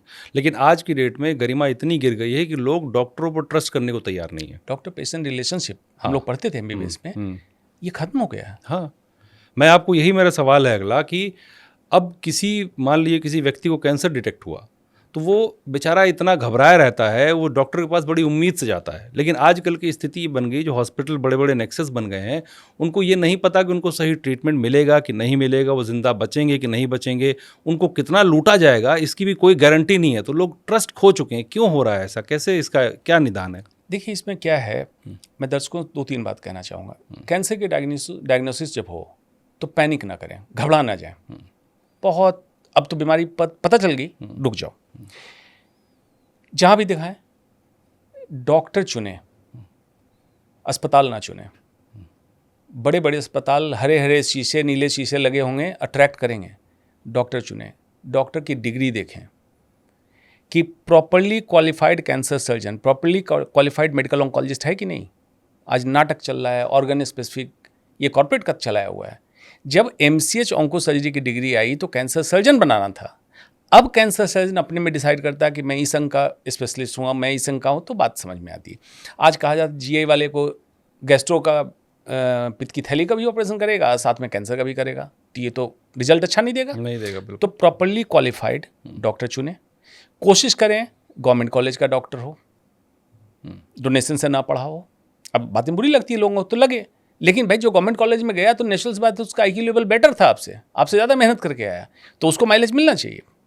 उसके बाद सेकेंड ओपिनियन जरूर लें। एक डॉक्टर को आप मिले, मैं ये नहीं कह रहा हूँ कि आप अविश्वास करें, सेकेंड ओपिनियन लें, 2-3 जगह 2-3 लोगों से मिलें, डॉक्टरों से पूछें। डॉक्टर पर ट्रस्ट करें, लेकिन ब्लाइंड ट्रस्ट ना करें। डॉक्टर से इंटीग्रेशन इंक्वायरी ना करने के बजाय अज्ञानता दिखाते हुए बताएं कि डॉक्टर साहब आपने पढ़ा है, अच्छा ये करना है तो क्यों करना है। डॉक्टर अगर इरिटेट हो गया आपके सवाल पे तो मतलब कुछ छुपा रहा है, हाँ, या इनकॉम्पिटेंट है, उसको जवाब देना चाहिए था। इसमें कुछ लोगों की शिकायत आती है कि डॉक्टर साहब आपके लिए हम दिखाने आए थे लेकिन आप नहीं मिले, जूनियर मिले। भाई देखिए, आपने अस्पताल में घंटी बजा के कॉल सेंटर से अपॉइंटमेंट लिया, मैं बैठा था वो कॉल सेंटर में, मैं सर्जन हूँ, हाथ में ग्लव्स में खून लगा, मैं ऑपरेशन कर रहा हूँ। अब उसने अपॉइंटमेंट आपको दे दिया, अब मैं ऑपरेशन को प्रायोरिटी दूं कि आपको प्रायोरिटी दूं? ऑब्वियसली आप तसल्ली से मुझसे ही मिलना चाहते हैं, तसल्ली से आप मिलिए, तब मैं ना मिलूं, तब मैं समय ना दूं तो एक बात है। ये हो गया। तो इसको ऐसे समझें आप, जैसे गीता में कृष्ण ने कहा अर्जुन को कि अर्जुन मैं जो कह रहा हूं तुम करो, लेकिन हमारा भारत शास्त्रार्थ का देश है। हाँ, अर्जुन ने डिबेट किया, 18 अध्याय गीता के लिख दिए गए। क्यों लिखे गए? कि ऐसा नहीं अर्जुन ब्लाइंड ट्रस्ट कृष्ण पे करने लगा। उसने कहा मेरे रिश्तेदार हैं, मैं कैसे तीर चला दूं? तो अर्जुन को कृष्ण ने समझाया। इसी तरह से शास्त्रार्थ, डॉक्टर ऑन्कोलॉजिस्ट आपका कृष्ण हो, आप अर्जुन शास्त्रार्थ करें, और अगर वाकई कृष्ण मिल जाए आपको तो रथ उसके हाथ में दे दें, सारथी उसको बना दें, आप जहां कहता है वो तीर मारते जाएं, सफलता मिलेगी। लेकिन आज लेकिन डॉक्टर साहब यही मैं कहना चाह रहा था, कृष्ण ढूंढना बहुत मुश्किल आज हो न गया। कृष्ण मिल रहा है, इसलिए अर्जुन बन नहीं रहे हैं। तो कृष्ण जब मिले तो अर्जुन बन जाइए। इसलिए मैंने कहा ट्रस्ट करो, ब्लाइंड ट्रस्ट मत करो। और भारत को क्या हुआ मुझे नहीं समझ में आ रहा है, नॉट ओनली मेडिकल, हर जगह डिबेट से लोग क्यों डर रहे हैं? डिबेट से मतलब शास्त्रार्थ, हाँ, शास्त्रार्थ, वो टेलीविजन का डिबेट नहीं जो मुर्गा मुर्गी की लड़ाई होती है, वो तो नॉनसेंस है। हाँ, उससे कोई मतलब नहीं है। लॉजिक, रेशनलिटी, साइंस को रखते हुए शास्त्रार्थ करें। क्योंकि एक व्यक्ति विज्ञान को पढ़ा हुआ है, दूसरे व्यक्ति को तकलीफ हुई है, दोनों डिबेट करके, डिबेट ऐसा कि ट्रस्ट बिल्ड हो, ट्रस्ट डॉक्टर मरीज के बीच। वो फैक्टर खत्म हो चुका है, वो फैक्टर खत्म हो रहा है। और ये फैक्टर खत्म कराने में ये बिजनेस प्रमोटर, अस्पताल के लाला, और लाला के पाले हुए MBA वाले, टाई और डायरी वाले, उनको मैं बिचौलिया बोलता हूँ। उनको सिर्फ एक्सेल शीट पे ग्राफ ऊपर नीचे दिखता है, वो हो गए हैं। मैंने अभी एक नई चीज़ देखी है, अभी मैं आ रहा था आपसे इंटरव्यू के लिए, तो देखा मैं बड़े बड़े होर्डिंग्स लगे हुए हैं, उसमें 5 डॉक्टर, जैसे चैनलों में और बाकी मार्केटिंग एजेंसियां नहीं होती हैं जो बड़े बड़े चेहरे लगा करती हैं, बहुत बड़े बड़े होर्डिंग्स लगे हुए हैं। तो मैं ये सोच रहा था कि आपसे सवाल पूछूंगा कि एक डॉक्टर को इस पब्लिसिटी की ज़रूरत क्यों पड़ गई है, क्या इसके पीछे कारण होगा? Number 1 incompetence. Number 2 medical council of India ने एक नियम तय किया कि डॉक्टर अपना एडवर्टीजमेंट नहीं कर सकता है। अच्छा, लेकिन वो तय करने वाले सब IAS अधिकारी, इतिहास के पन्ने बन के IAS बनते हैं, और उसके बाद वो नीति निर्धारण कर देते हैं। अब उन्होंने कह दिया कि अस्पताल कर सकता है, क्योंकि हॉस्पिटल एक बिजनेस हब है, ऑर्गेनाइजेशन है। किसका एडवर्टीजमेंट कर रहा है? डॉक्टर का कर रहा है ना, या फैसिलिटी का कर रहा है? तुम एक बात बताओ, तुम क्या चाहते हो बीमारी बढ़े? अब बीमारी बढ़ा के तुम एडवर्टाइज कर रहे हो कि हम, अच्छा, और एडवर्टाइजमेंट मैंने देखा, आपने सही कहा, पैकेज लिखा होता है होर्डिंग पे, कि इतने का पैकेज। सामान बेच रहे हो। अच्छा ही लग रहा है, सामान बेच रहे हो तुम। अगर डॉक्टर क्रीडेंशियल वाला है, डॉक्टर इनकॉम्पिटेंट नहीं है, डॉक्टर कोने में बैठा है, जंगल में बैठा रहेगा, मरीज ढूंढ के पहुंच जाएगा उसको। बिल्कुल। एडवर्टाइजमेंट किस लिए किया? यही तो वजह ये बिचौलिए कर रहे हैं। अच्छा, बिचौलिया आज टेलीविजन बेच रहे थे, घड़ी बेच रहे थे, मैगी बेच रहे थे, नूडल्स बेच रहे थे, हमाम साबुन बेच रहे थे, वो आके हेल्थ केयर में आ गए। तो वही समझेंगे। वो डॉक्टर को बोलते हैं प्रोडक्ट। आप सोचिए, डॉक्टर प्रोडक्ट है कि प्रोडक्ट ऑन्कोलॉजी मार्केटिंग है, प्रोडक्ट कार्डियोलॉजी मार्केटिंग है। क्या पागलपन है। और डॉक्टर शौक से अपना थोपड़ा देता है कि हाँ मेरा लगा दो। हाँ, दे ही रहे। किस लिए कर रहे हैं ये? यही तो लोग, यही सवाल मेरे दिमाग में आया उसको देखकर। ये देखिए, कानून अधूरा बनता है, अगर कानून पूरा बने तो ये खत्म हो जाएगा। इनकॉम्पिटेंस की बात मैंने कही। या डॉक्टर डोनेशन देके पढ़ने गया तो करोड़ों रुपए लगा दिए। अब वो करोड़ों रुपए की उगाही करना चाह रहा है। एक बचपन में मैं बताऊं, मेरा मेडिकल में सिलेक्शन हो गया।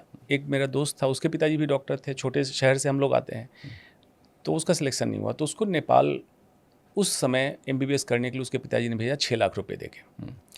मैं पटना मेडिकल कॉलेज में MBBS कर रहा था, तो बीच में आया हम लोग पढ़ने के लिए एनाटॉमी में बोन्स की ज़रूरत होती थी, अच्छा। कैडेवर के बोन्स की, तो लेने के लिए आया था। तो ये वाक्य समझना चाहिए, आज के विद्यार्थी को भी समझना चाहिए। तो उसने क्लियरली कहा कि देखो मेरे पिताजी 6 लाख रुपए लगा के जो ज़बरदस्ती भेज के मुझे पढ़ा रहे हैं, मेरी इच्छा है नहीं, क्योंकि वो डॉक्टर हैं, वो चाहते हैं डॉक्टर बनो, इसलिए ये 6 लाख मुझे दे देते, मैं अच्छा बिजनेस कर लेता। तो मुझे बात उसकी अच्छी लगी, ईमानदार था कम से कम ईमानदार अपनी था, चीज को लेकर। और अल्टीमेटली हुआ यही कि वो MBBS की डिग्री कंप्लीट नहीं कर पाया, बिना डिग्री के उसको वापस आना पड़ा, रहा वहाँ 6-7 साल, लेकिन पास नहीं हो पाया, तो अभी बिजनेस करता है। तो सबको डॉक्टर क्यों बनना है? टैलेंट है, धैर्य है, लंबी पढ़ाई है, और एट द सेम टाइम तुम्हें पागलपन नहीं है पैसे का, पागलपन, दिवालियापन, तो फिर डॉक्टर बन जाओ। लेकिन तब जब डॉक्टर बनोगे तो वाकई एंजॉय करोगे इस प्रोफेशन को, जिसको जापान में एक कॉन्सेप्ट है इकिगाई, जहां आपका पैशन, प्रोफेशन, वोकेशन, मिशन सब मिल जाए, वही काम करो। तो इसलिए जापानीज में आपने सुना होगा कि ब्लू जोन का कॉन्सेप्ट है, जिसमें जापान का ओकिनावा शहर, हाँ। तो वहाँ इसी पे काम करते हैं। अच्छा। कि मेरा पैशन ये है और मेरा प्रोफेशन भी यही रहेगा, वोकेशन भी यही रहेगा, मिशन भी यही रहेगा, तो बेटर काम करेगा, तो बेटर काम करेगा, क्योंकि अंदर से तो ऐसे लोग आए डॉक्टरी में। तो ऐसे लोग अगर डॉक्टरी में आएंगे तो जनरल कैटेगरी के लोग, जिसको आज आरक्षण दिया हुआ, ऐसे लोग।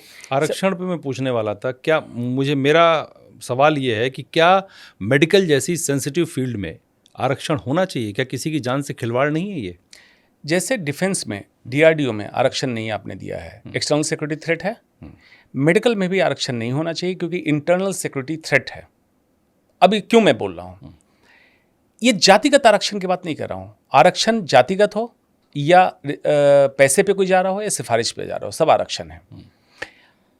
मेरा पहला स्टूडेंट जो मेरे अंदर ट्रेनिंग करके गया है, वो ऐसी जाति से है जिस जाति को आरक्षण मिलता है, लेकिन वो जनरल कैटेगरी से आया, ट्रेनिंग ली, दिमाग बहुत शार्प है, बहुत मेहनती है, आज उत्तर प्रदेश में कैंसर सर्जन बन के अच्छा नाम कमा रहा है।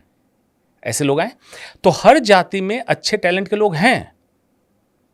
जातिगत आरक्षण देके मेडिकल में ला रहे हैं, इसका मतलब क्या है? एक व्यक्ति कोई ला रहा है 90 नंबर, उसको क्वालिफिकेशन में कोई 30 नंबर में आ रहा है, तो उसको क्यों देना है? मेडिकल ही क्यों देना है? बाबू बना दो, IAS बनाओ, IPS बनाओ, बाबू के लिए ठीक काम करेगा वो। दूसरा, ऐसे लोग जब आएंगे कॉम्प्रोमाइज्ड स्टेट से, फिर उसको MBBS की डिग्री के बाद फिर से आरक्षण दे रहे हो। भाई अब तो सारी फैसिलिटी एक थी, तो इसका तरीका क्या होना चाहिए? जिनको बुरा लगता है बुरा लगे, मैं सिंपली कह रहा हूं आपसे। हाँ, आपकी इस बात से बुरा लग सकता है, विवाद होता है, लोग भाई आरक्षण पे बात करना पाप हो गया इस देश में। ये तो हमारे बाबा साहब ने, अम्बेडकर साहब ने कहा था कि 10 साल के लिए आरक्षण देते हैं, फिर रिव्यू करते हैं। अब बाबा साहब रहे नहीं, सारे पॉलिटिशियन तो हर दिन चुनाव के मूड में हैं, तो वो कहाँ से इस पर रिव्यू करेंगे?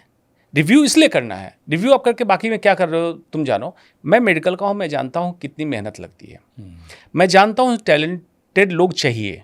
तो टैलेंटेड लोग अगर चाहिए तो इसमें आरक्षण खत्म करके आप कहो कि चाहे किसी जाति का हो, हम एंट्री देंगे।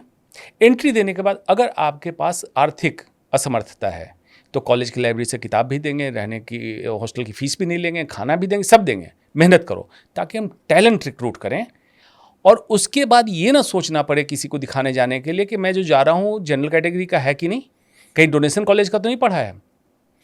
बहुत से नेताओं के बारे में कहा गया कि वो जो रिजर्वेशन वाले डॉक्टर उनको अवॉइड करते हैं। अपने इलाज के लिए तो अवॉइड करेंगे, अपने इलाज के लिए सिंगापुर चले जाएंगे, अमेरिका चले जाएंगे। भारत की व्यवस्था क्यों खराब कर रहे हो जनरल पब्लिक के लिए? तो गरीब आदमी का क्या दोष है उसमें? अब खास बात यह है कि जब सोशल मीडिया पर लोग गाली मुझे देते हैं तो जनरल पब्लिक बेचारी गाली दे रही है, उनको ट्रोल आर्मी बना के उनको रखा हुआ है। भाई उनको तुमने सही बात बताई नहीं है।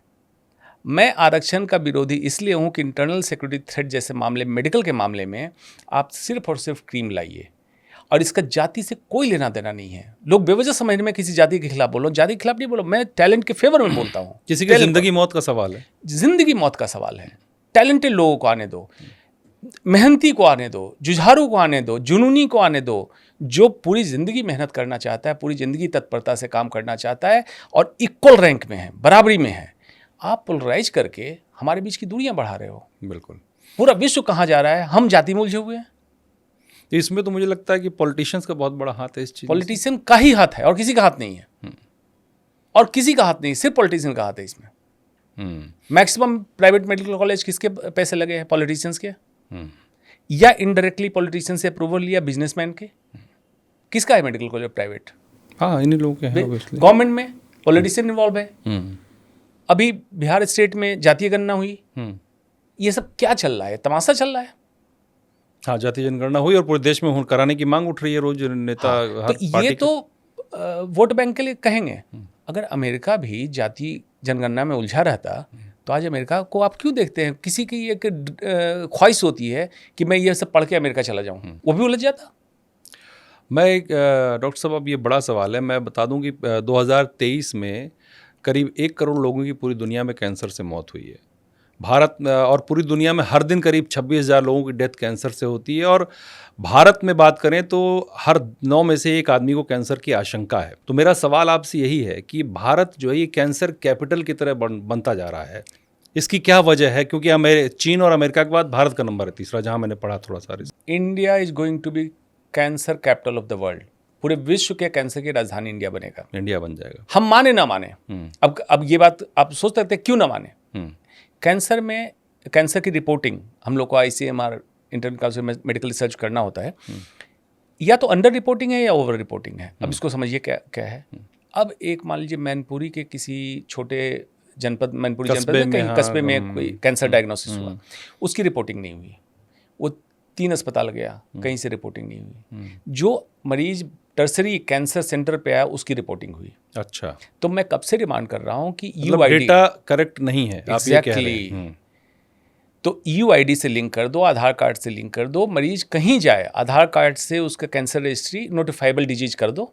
इससे फायदा क्या होगा कि कैंसर प्रिवेंशन के लिए क्या पॉलिसी होनी चाहिए, किस स्टेट में, स्टेट के किस हिस्से में कौन सा कैंसर ज़्यादा है, तो हम रिसर्च करेंगे कि वहाँ के पानी में क्या गड़बड़ी है, सॉइल कहाँ गड़बड़ है, खाने में क्या गड़बड़ी, कोई इंडस्ट्री तो नहीं है आसपास, रिसर्च बढ़ेगा। कैंसर के इलाज की व्यवस्था हम डिसेंट्रलाइज कर सकते हैं। मान लीजिए एटा मैनपुरी माउथ कैंसर का बेल्ट है, तो हम माउथ कैंसर के ट्रीटमेंट की व्यवस्थाओं बढ़ाएं, फायदा होगा। तो ये अंडर रिपोर्टिंग अभी चल रहा है। इंडिया तब 3rd नंबर पे है। हाँ, अंडर रिपोर्टिंग में 3rd पर है। डेथ इंडिया में ज़्यादा है। अर्ली एज में कैंसर होना इंडिया में ज़्यादा है।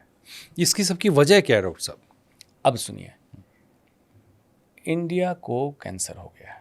इंडिया को कैंसर हो गया है? इंडिया को कैंसर हो गया। कैसे? इंडिया को कैंसर जब हो गया, मैं क्यों कह रहा हूँ ये बात, स्वास्थ्य व्यवस्थाएं तो इंडिया के वेंटिलेटर पे पड़ी है, इसमें कोई दो मत नहीं है, कोई दो राय नहीं। 2-3 चीज़ों के अलावे आप बताइए कि पूरे दिन में आप क्या डिस्कस करते हैं? पॉलिटिक्स, हिंदू मुसलमान, हिंदुस्तान पाकिस्तान, इसके अलावा बता दीजिए क्या डिस्कशन है? नहीं, हमारे यहाँ तो कोई डिस्कशन है ही हमारी नहीं। प्राथमिकता मीडिया की नहीं कह रहा हूँ, मैं तो पब्लिक की कह रहा हूँ, आम जनता की, लोगों की, पब्लिक के। आम जनता को क्या डिस्कशन में होना चाहिए? स्वास्थ्य, शिक्षा, सुरक्षा, उसकी तो बात ही नहीं होती है। 3 ही टॉपिक होना चाहिए। स्वास्थ्य की बात तो हमारे यहाँ तब होती है जब कोई बीमार पड़ जाता है। हाँ, तो अब सुनिए, बीमार जब पड़ जाता है तो स्वास्थ्य कहाँ से आया? स्वास्थ्य की परिभाषा क्या है? Not mayor absence of disease, modern medicine कहता है, नॉट मेयर एब्सेंस, सिर्फ बीमारी को नहीं होना स्वास्थ्य नहीं है, physical, mental and social wellbeing, ये तो मॉडर्न मेडिसिन कहता है। आयुर्वेद हमारा कहता है सम दोष सम अग्निश्च सम धातु मलह क्रिया प्रसन्न आत्मेंद्रिय मनः स्वस्थिति विधीयते। मतलब सारे मल दोष क्रियाओं का सम अवस्था में होना, न बढ़ा न कम होना। जैसे इम्यूनिटी बढ़ा दो, इम्यूनिटी कम, ऐसा नहीं, बराबर होना। प्रसन्न आत्मेंद्रिय मनः, आत्मा, इंद्रिय और मन प्रसन्न हो, इसको स्वास्थ्य कहते हैं। तो ये कौन सी स्थिति है? आपका हॉस्पिटल जिसको आप कहते हैं हेल्थ केयर, तो वहाँ पे कौन से हेल्थ की बात होती है? बीमारियों की बात होती है। हार्ट का अस्पताल चल जाए, कैंसर का अस्पताल चल जाए, तो अस्पताल का नाम एक्चुअली सिक केयर होना चाहिए, हेल्थ केयर नहीं होना चाहिए। हेल्थ केयर नहीं होना चाहिए। Ministry of health and family welfare, स्वास्थ्य एवं परिवार कल्याण मंत्रालय, तो कौन से परिवार के कल्याण की बात कर रहे हैं, किस स्वास्थ्य की बात कर रहे हैं? इस परिभाषा के हिसाब से वो तो बीमारियों की बात कर रहे हैं, बीमारी की बात कर रहे हैं। एम्स खोल देंगे, एम्स में क्या व्यवस्था है इलाज की? स्वास्थ्य की व्यवस्था नहीं है। कौन सा हेल्थ इंश्योरेंस आप लेते हैं जो कहता है कि धर्मेंद्र भाई आप बिल्कुल स्वस्थ हैं, आप जरा चेकअप करा लीजिए और डॉक्टर से टिप ले लीजिए, वेलनेस एंड लॉन्जेविटी प्रोग्राम में क्या क्या करना, मैं स्पॉन्सर कर रहा हूँ हेल्थ इंश्योरेंस। नहीं कर रहा है, नहीं, कोई बीमार होंगे तो भर्ती होइएगा तो हम पैसा दे देंगे। तो इसका नाम होना चाहिए सिक इंश्योरेंस, और हेल्थ इंश्योरेंस सेपरेट होना चाहिए। अस्पताल के किस कोने में वेलनेस एंड लॉन्जेविटी की बात होती है? नहीं, कहीं नहीं हो रही है। वेलनेस की बात तो है ही नहीं, है ही नहीं। जब अमेरिका का GDP हमसे इतना ज़्यादा है और उसका 16% वो हेल्थ पे खर्च कर रहा है, तब भी उसका हेल्थ केयर ब्रोकन सिस्टम है। अमेरिका का खत्म है। इंडिया का GDP कम, उस जीडीपी का 1.9% हेल्थ बजट, सिर्फ 1.9? 1.9%, और उस 1.9% का 1.2% रिसर्च, उस 1.9% का 0.6% रोकथाम पे, मतलब वेलनेस प्रोग्राम पे। और आपकी आबादी और अमेरिका की आबादी में फर्क कितना है? बस, तो पहला तो यही समझ लीजिए, जो आपने पूछा कैंसर क्यों बढ़ रहा है, तो हम रोकथाम की कोई बात नहीं कर रहे हैं, प्रिवेंशन, स्वास्थ्य हमारे चर्चा में नहीं है। उसके बाद फूड एडल्ट्रेशन, प्लास्टिक बहुत यूज, बड़ा समस्या है फूड एडल्ट्रेशन, प्रदूषण, लाइफस्टाइल हम पश्चिमी सभ्यताओं के लेते जा रहे हैं, उनकी बुराइयां ले रहे हैं, अच्छाइयां छोड़ रहे हैं। आज आपके घर में processed, ultra processed, packed food घुसा जा रहा है, कैंसर का बहुत बड़ा कारण। अच्छा, बिल्कुल बिल्कुल। जितनी रिफाइंड चीज़ें आ रही हैं, रिफाइंड तेल, रिफाइंड आटा, रिफाइंड चावल, रिफाइंड घी, सब में कुछ न कुछ ऐसी चीज़ है जो कैंसर का कारक है। अच्छा, और लोग उस सबको खा रहे हैं, और आज से नहीं कई साल से खा रहे हैं भाई, ब्रांडेड, और जागरूक भी नहीं है लोग इस चीज़ को लेकर के। किसी को हनी स्वास्थ्य के दृष्टिकोण से लोग खा रहे हैं। लोग इतना अच्छा पता हनी हम लोगों खाना ने चाहिए। रिसर्च करके निकाल के दिखा दिया था, HMF, SMF, 2 पॉइजन है जो हनी में मिला, 400 से ऊपर मात्रा मिली। उसका रिकमेंडेड है 10 से नीचे, 10 से नीचे और 400 से ऊपर है। और सारे ब्रांडेड हनी, ऐसे ऐसे व्यापारियों के हनी जो हिंदुत्व के नाम पे व्यापार कर रहा है, टीवी पे ऐड दे रहा है, उसके हनी में भी मिला, लेकिन कोई चर्चा करने को तैयार नहीं है। तो ये तो बहुत बड़ी मात्रा है, 10 होना चाहिए, वो 400 से ऊपर, तो ये तो कहाँ नुकसान ही करेगा किसी भी इंसान दूध में, मिल्क प्रोडक्ट में मेलामाइन कहते हैं, जो प्लास्टिक जैसी प्लेट होती है, जिसको बर्तन बनते थे, मेलामाइन कहते थे। तो मेलामाइन आपके यहाँ कंट्री में, हमारे हिंदुस्तान में मिल्क प्रोडक्ट में रिकमेंडेड है एज पर FSSAI, आप पढ़िए जाके, वर्ल्ड में कहीं नहीं है। मेलामाइन आपके दूध में मिला के चीज, तो मटेरियल है, मटेरियल है, नाइट्रोजन कंटेंट बढ़ाने के लिए मेलामाइन ये है। सारी नमकीन चीज़ों में शुगर एडेड है। रिकमेंडेड शुगर इनटेक आपका है मेल का मैक्सिमम 24 ग्राम पर डे। 24 ग्राम मतलब चाय वाली चम्मच, टीस्पून से 6 टीस्पूनफुल, 6 छोटी चम्मच। और महिलाओं के लिए रिकमेंडेड है 18 ग्राम, 6 ग्राम और कम, 6 ग्राम और कम। एक कोल्ड ड्रिंक आप पीते हैं नॉर्मल वाली, तो 39 ग्राम आप शुगर लेते हैं एक कोल्ड ड्रिंक। एक कोल्ड ड्रिंक 24 ग्राम से सीधे 39 ग्राम। प्रोसेस फूड का मार्केट आ गया। तो इसकी जानकारी कौन देगा? पब्लिक कितना पढ़े? मान लीजिए कोई चार्टर्ड अकाउंटेंट है, कोई फाइनेंस का आदमी, तो अपना सब्जेक्ट पढ़ेगा कि ये पढ़ेगा? उसको तो लोग पढ़ते भी नहीं, पीछे क्या लिखा हुआ है, लोग खाने से पहले अब उस पे जो लिखा, उसमें हाँ। क्या लिखा गया है? उसमें what is in the food, carb, protein, ये सब लिखा, बट ये लिखा हुआ है what has done to the food. ये कहाँ लिखा है? तो कोई नहीं पता। इंसेक्टिसाइड क्या है, फर्टिलाइजर क्या है, प्रोसेसिंग कैसे हुई, फाइबर निकाल लिया, विटामिन हटा दिया, ये बताया गया? नहीं बताया गया। क्या ऐड किया गया? अब पूछेंगे ऐड क्यों किया गया? ऐड इसलिए किया गया कि आपको एडिक्ट बनाए। नमकीन का पैकेट उठाइए, लिखा रहेगा एडेड शुगर 6 ग्राम, तो नमकीन में शुगर क्यों ऐड किया? हाँ, नमकीन में शुगर का क्या लॉजिक है? एडिक्टिव, ब्रेन में शुगर से sugar is just like alcohol. अच्छा, एडिक्शन कराता है, फैटी लीवर कराता है, मोटापा कराता है, कैंसर कराता है, शुगर से ही। ठीक, शुगर का कैंसर का सीधा कनेक्शन है, मतलब। सीधा कनेक्शन है। उसको एक्सप्लेन करता हाँ, हूं। तो ये एडिक्ट करने के लिए आपको कर दिया गया। ये डोपामिन रिलीज करता है ब्रेन में, शुगर, तो आपको एडिक्ट करता है, इसीलिए क्रेविंग होती है। Sugar, alcohol, tobacco, sex, pornography, gambling, game, online screen viewer, सब आपको एडिक्ट कराता है। सब में डोपामिन रिलीज होता है। और एक बहुत अच्छा ऑथर है, उसने किताब लिखी डोपामिन डिटॉक्स। उसने बताया है कि किस किस चीज़ डोपामिन, और डोपामिन कहा मॉलिक्यूल ऑफ मोर, ये जितना आप लेंगे आपको कहेगा और इसको आप कह सकते हैं प्लेजर के लिए, जिसको टेक्निकली कहते हैं हेडोनिज्म, हिंदी है सुखवाद। ये हैप्पीनेस नहीं है, हैप्पीनेस का हिंदी आनंद। प्लेजर की तो डेफिनेशन गलत हो जाएगी ना, अगर इस तरह से एडिक्ट हो रहा है इंसान, तो डेफिनेशन बिल्कुल। तो प्लेजर में एक मंजिल है, हेडोनिज्म में एक मंजिल है, यहाँ पहुँचेंगे, क्रैश होगा, फिर आपको क्रेविंग होगी, फिर आप लेंगे, फिर ग्राफ ऊपर जाएगा, फिर क्रेविंग, डोपामिन। तो इससे बॉडी में, इससे बचने का क्या तरीका है? जिसमें आपको मंजिल मिलती है, उतर जाते हैं, डोपामिन है, हेडोनिस्टिक है, प्लेजर दे रहा है, इससे हटें आप। तो हटना क्या आसान होगा इतना? बिल्कुल आसान है, अब बता रहा हूँ। इंसान एक्चुअली तलाश में हैप्पीनेस के रहता है बाय नेचर, आनंद लेकिन एक यात्रा है, सतत यात्रा है, आपको मंजिल नहीं मिलती है। जैसे आध्यात्म में आप ध्यान में बैठे, मेडिटेशन में चले गए, आपको जो ट्रांसडेंटल स्टेट मिलता है आनंद देता है। आपसे पूछूं कि एक बार बताएं क्या महसूस हुआ, कहेंगे अच्छा तो लग रहा था लेकिन क्या बताऊं, उसके लिए शब्द नहीं है, शब्द नहीं है। तो फिर इसलिए आनंद उनके यहाँ नहीं है वेस्टर्न में, इसलिए वो प्लेजर को ही हैप्पीनेस बता रहे हैं। बिल्कुल। फिर मैं कहूँ अच्छा ठीक है, एक बात बताइए कि जैसे रसगुल्ला आपने खाया मीठा है और जलेबी मीठी है, तो वो जो हेडोनिज्म वाला है इससे अंतर है क्या? आप कहें यार तुम खा लो रसगुल्ला, देख लो दोनों में क्या अंतर है। मैं एक्सप्लेन नहीं कर सकता हूँ। ये हैप्पीनेस है। हैप्पीनेस में ब्रेन में निकलता है सेरोटोनिन। सेरोटोनिन निकलते कंटेंटमेंट, संतोष, मुझे ऐसे रहने दो। ये जब फील हो तो आनंद है। जब फील हो कि ऊपर गए और नीचे आ रहे हैं, इस समय एक स्थिति आती है हैप्पीनेस एंग्जाइटी, क्योंकि वहाँ पे ये वर्ड नहीं है उनको आनंद कब, तो हैप्पीनेस एंग्जाइटी। ये जब हेडोनिस्टिकली ऊपर जाते हैं तो आपको एंग्जाइटी होती है, घबराहट। जैसे मुझे उम्मीद नहीं थी, बहुत अच्छा प्रमोशन मिल गया, आप शाम को पार्टी करेंगे, लाउड म्यूजिक, शराब, सिगरेट। क्यों? आप खुद में कन्विंस नहीं है, एंग्जाइटी हो रही है, पार्टी आप कर रहे हो उस एंग्जाइटी को दबाने के लिए कि यार जितनी देर है मुझे जी लेने दो, कि पता नहीं कल रहे ना रहे, बेतरतीब पैसा आ गया, हैप्पीनेस एंग्जाइटी। ये हर समय फिजिकल होगा, मतलब आपको महसूस है।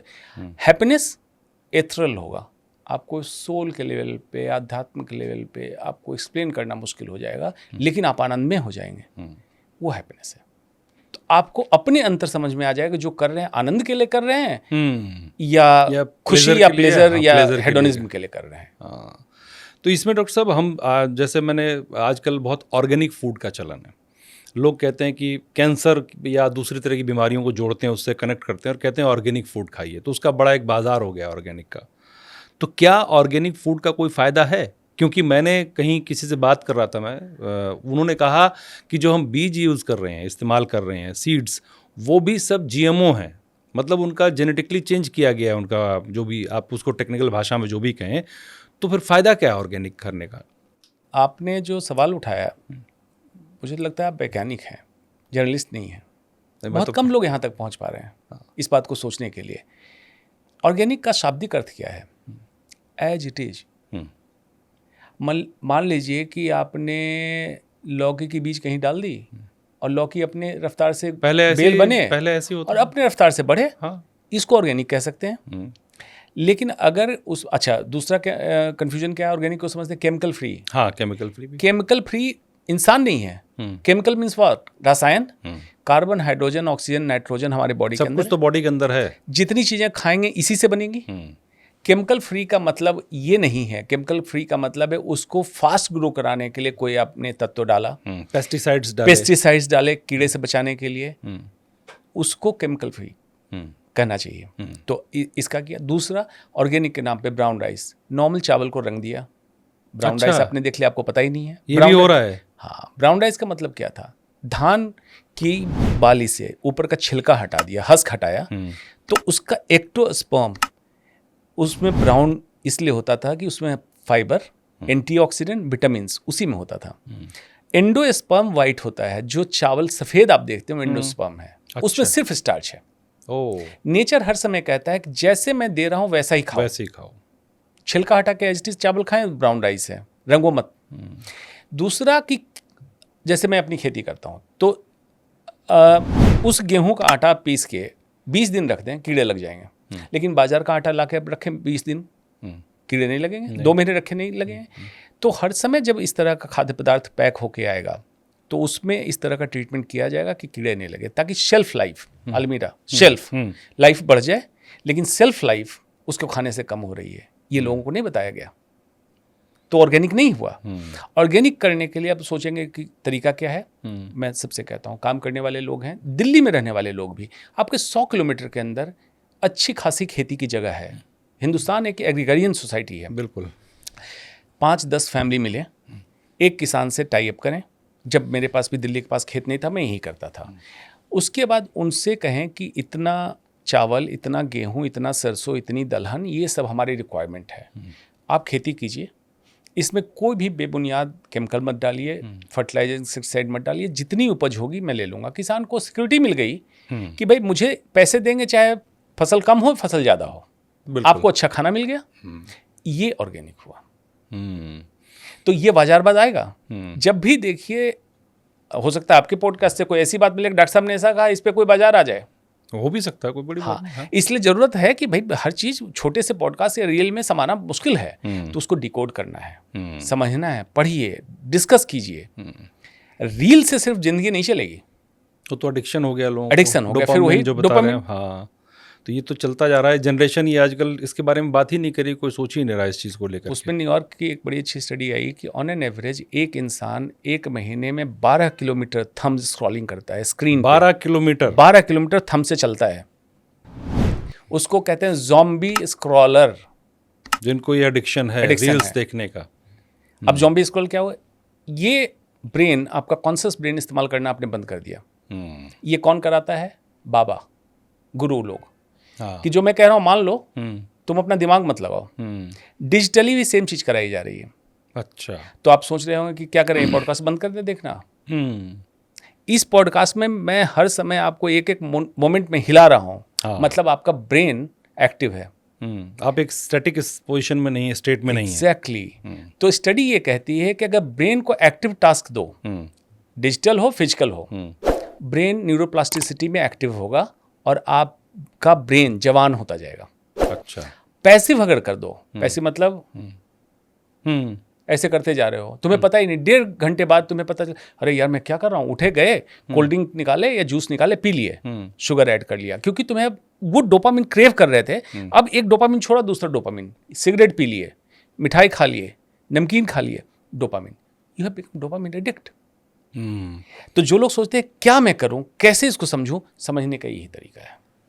कैंसर होने का खतरा किन लोगों को ज्यादा होता है? जिंदा है तो कैंसर होने का खतरा है, किसी को भी हो सकता है। किसी को हो सकता है। नहीं, बहुत से लोग कहते हैं कि हमारे माँ बाप को हुआ, दादा दादी को हुआ कभी, तो जेनेटिकली इसका खतरा ज्यादा होता है। इसमें क्या सच्चाई है? बिल्कुल। अब कितने परसेंट होता है? मैं आ रहा हूँ।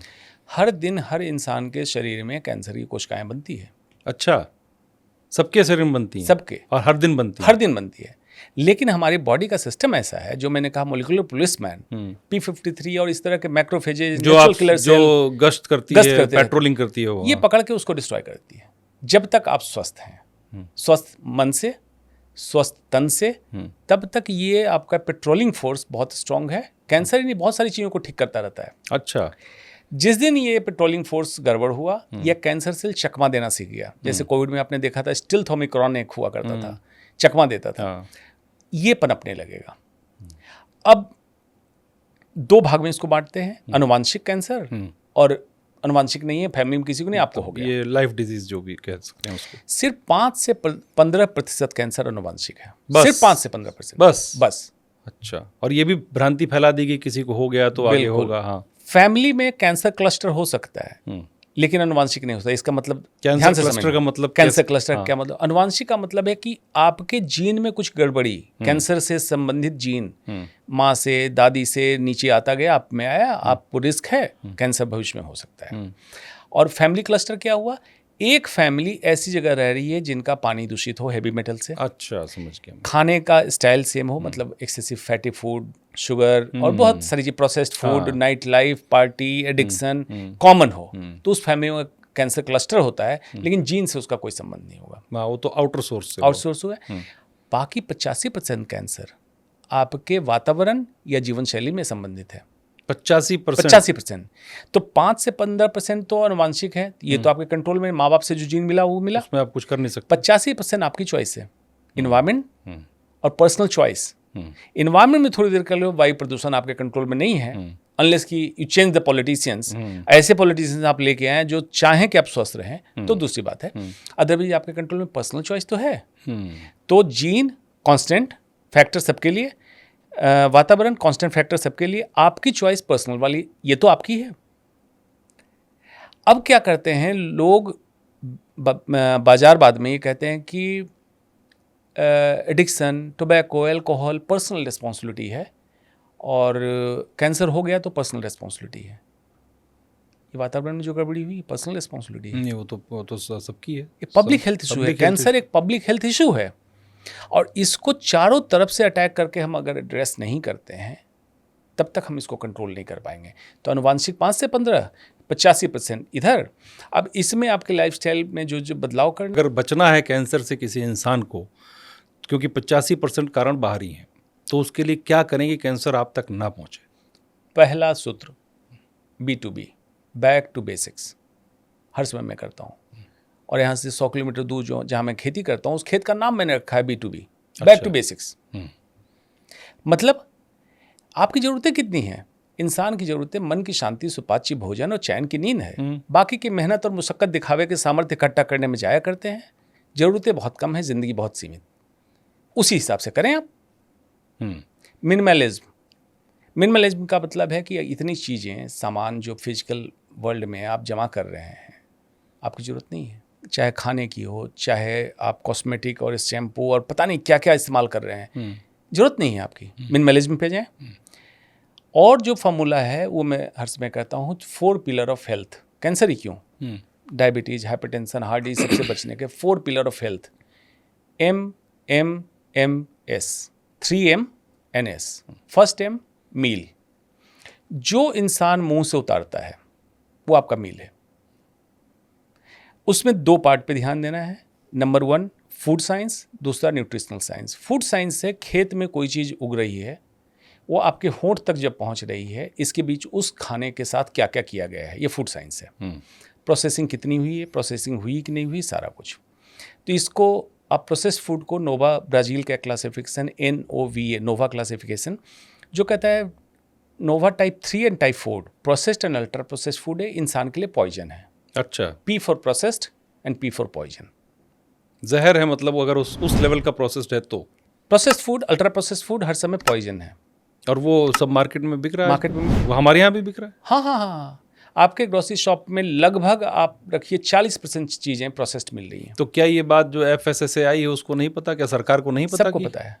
तो क्यों लोगों की जान से खिलवाड़ हो रहा है? ये मतलब ये तो जानबूझ के खिलवाड़ किया जा रहा है जिंदगी से। अमेरिका के ग्रोसरी शॉप में 73% चीज़ें प्रोसेस्ड बिक रही हैं।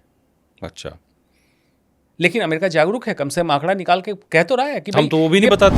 ये प्रोसेस्ड है, ये प्रोसेस्ड नहीं है, आपकी चॉइस, आपकी चॉइस है। बता तो रहा है। हम तो बता भी नहीं रहे। हम तो ना, हमारे यहाँ तो पढ़ने का टाइम भी नहीं है। जो गांव कस्बे कहीं दुकान में कौन पैकेट पढ़ता है कि क्या लिखा हुआ है इसमें, अल्ट्रा प्रोसेस्ड है, प्रोसेस्ड है, इसकी परिभाषा भी नहीं पता होगी लोगों को। तो ये तो सरकार की जिम्मेदारी बनती है। एग्जैक्टली, सरकार की और एजेंसी की जिम्मेदारी है कि जो खाना जा रहा है, दुबई मान लीजिए कि रेगिस्तान है, लेकिन दुबई के पास अपना कुछ नहीं है, बाहर से मंगाता है और सेंट्रल प्रोक्योरमेंट वहाँ की गवर्नमेंट करती है, टेस्टिंग करती है, तब मार्केट में उतारने देती है। कोई भी चीज़ ऐसी नहीं आएगी जो हेल्थ के लिए अच्छी नहीं है। बिल्कुल। तो हमारे यहाँ तो लोग जहर ही खा रहे हैं। इसका मतलब जहर खा रहे हैं। अब लोग सोच रहे हैं कि कैसे हम समझें प्रोसेस्ड, अल्ट्रा प्रोसेस्ड। देखिए अमेरिका में तो एक बढ़िया डॉक्टर है, रॉबर्ट एच लस्टिक, उसने एक कंपनी, रिटायरमेंट के बाद कंपनी के लिए काम करा। उसने तो पूरा आंकड़ा दे दिया अमेरिकन ग्रोसरी शॉप का कि उस पर आप डालेंगे पता चल जाएगा कि ये प्रोसेस्ड है, ये स्कैन करते हैं, ऐप होगा कोई। लेकिन इंडिया में आपके लिए फॉर्मूला में देता हूँ, 3 रसोई है। भगवान की रसोई, एज इट इज प्रकृति ने जो चीज़ें दी आप खा सकते हैं। भगवान की रसोई आपके लिए स्वास्थ्यवर्धक है, अनलेस कि उसमें भी अब केमिकल फर्टिलाइजर डाला हुआ है, इंसेक्टिसाइड डाला, दूसरी बात है। दूसरा इंसान की रसोई, शुद्ध भारतीय भोजन आपके घर में दाल चावल खिचड़ी चोखा सब्जी सब बन रही है, वेज नॉन वेज जो भी खा रहे हैं आप अपने रसोई में ताज़ा बनाइए खाइए। इंसान की रसोई स्वस्थ रखेगी। शैतान की रसोई, जितनी चीज़ें पैक होकर शैतान आपको भेज रहे हैं वो आपके लिए नहीं भेज रहे हैं, अपने व्यापार के लिए भेज रहे हैं, वो आपको बीमार करेगी। क्यों? उदाहरण मैंने दिया था नमकीन का। नमकीन में शुगर डाल दिया। कोई भी प्रोसेस, अल्ट्रा प्रोसेस फूड क्या कर रहा है, HSSF पे काम कर रहा है, high in salt, sugar and fat. Salt बढ़ा दिया, हार्ट डिजीज, हाइपरटेंशन बढ़ गया। शुगर बढ़ा दिया, obesity, type 2 diabetes, cancer, polycystic ovarian disease, Alzheimer disease. Addiction कराने के लिए बढ़ा दिया, आप खा रहे हैं। और फैट किस फॉर्म में? Palm oil. पाम ऑयल तो जहर जैसा है लोग बोलते हैं। ओमेगा 6 फैटी एसिड है। अच्छा। लेकिन उस पर लिखा होगा पामोलिन। हाँ। आप पकड़ ना पाए। पाम ऑयल अब सोच रहे हो क्यों देते हैं? नंबर 1 सस्ता होता है, नंबर 2 नॉर्थ इंडियन सरसों का तेल खाता है या घी खाता है, साउथ इंडियन नारियल का तेल खाते हैं। दोनों में एक खुशबू है। तो नॉर्थ इंडियन नारियल का तेल नहीं खाना चाहता है, साउथ इंडियन सरसों नहीं खाना चाहता है। पाम ऑयल न्यूट्रल है, उसको न्यूट्रलाइज कर दिया। तो न्यूट्रलाइज किया, आपको टेस्ट नहीं पता आपका चलेगा। आप नमकीन का पैकेट कोई भी खरीदे, बाजार फलता फूलता रहे, फलता पूरे फूलता देश रहे, में किसी को। लेकिन ओमेगा 6 फैटी एसिड है। ओमेगा 6 फैटी एसिड आपके हार्ट को हार्ट अटैक कराता है, इन्फ्लेमेशन कराता है बॉडी में, चेहरा फ्लफी रहेगा, सूजा रहेगा, आप ओवरऑल दुबले पतले रह सकते हैं, लेकिन चेहरा सूजा रहेगा, हार्ट अटैक का चांस, कैंसर का चांस बढ़ेगा। ओमेगा 3 फैटी एसिड प्रोटेक्टिव है। अच्छा। जो फिश में है, फिश ऑयल में है, अखरोट में है, फ्लैक्सीड TCLC जिसको बोलते हैं उसमें है, सुपर फूड बोला जाता है अलसी को। हाँ, तो उसमें ओमेगा 3। तो बैलेंस में ये होना चाहिए आपके खाने में ओमेगा 3 ज़्यादा हो, ओमेगा 6 ना हो तो बेहतर है, या बहुत कम हो। बढ़िया है। तो ये हो गया मील, फर्स्ट एम।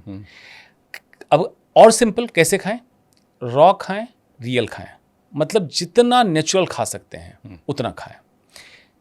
रीजनल खाएं, सीजनल खाएं, जिस रीजन के हैं और उस रीजन में उस सीजन में जो फल फूल सब्जियां हो रही वही खाएं, स्टोर्ड ना खाएं।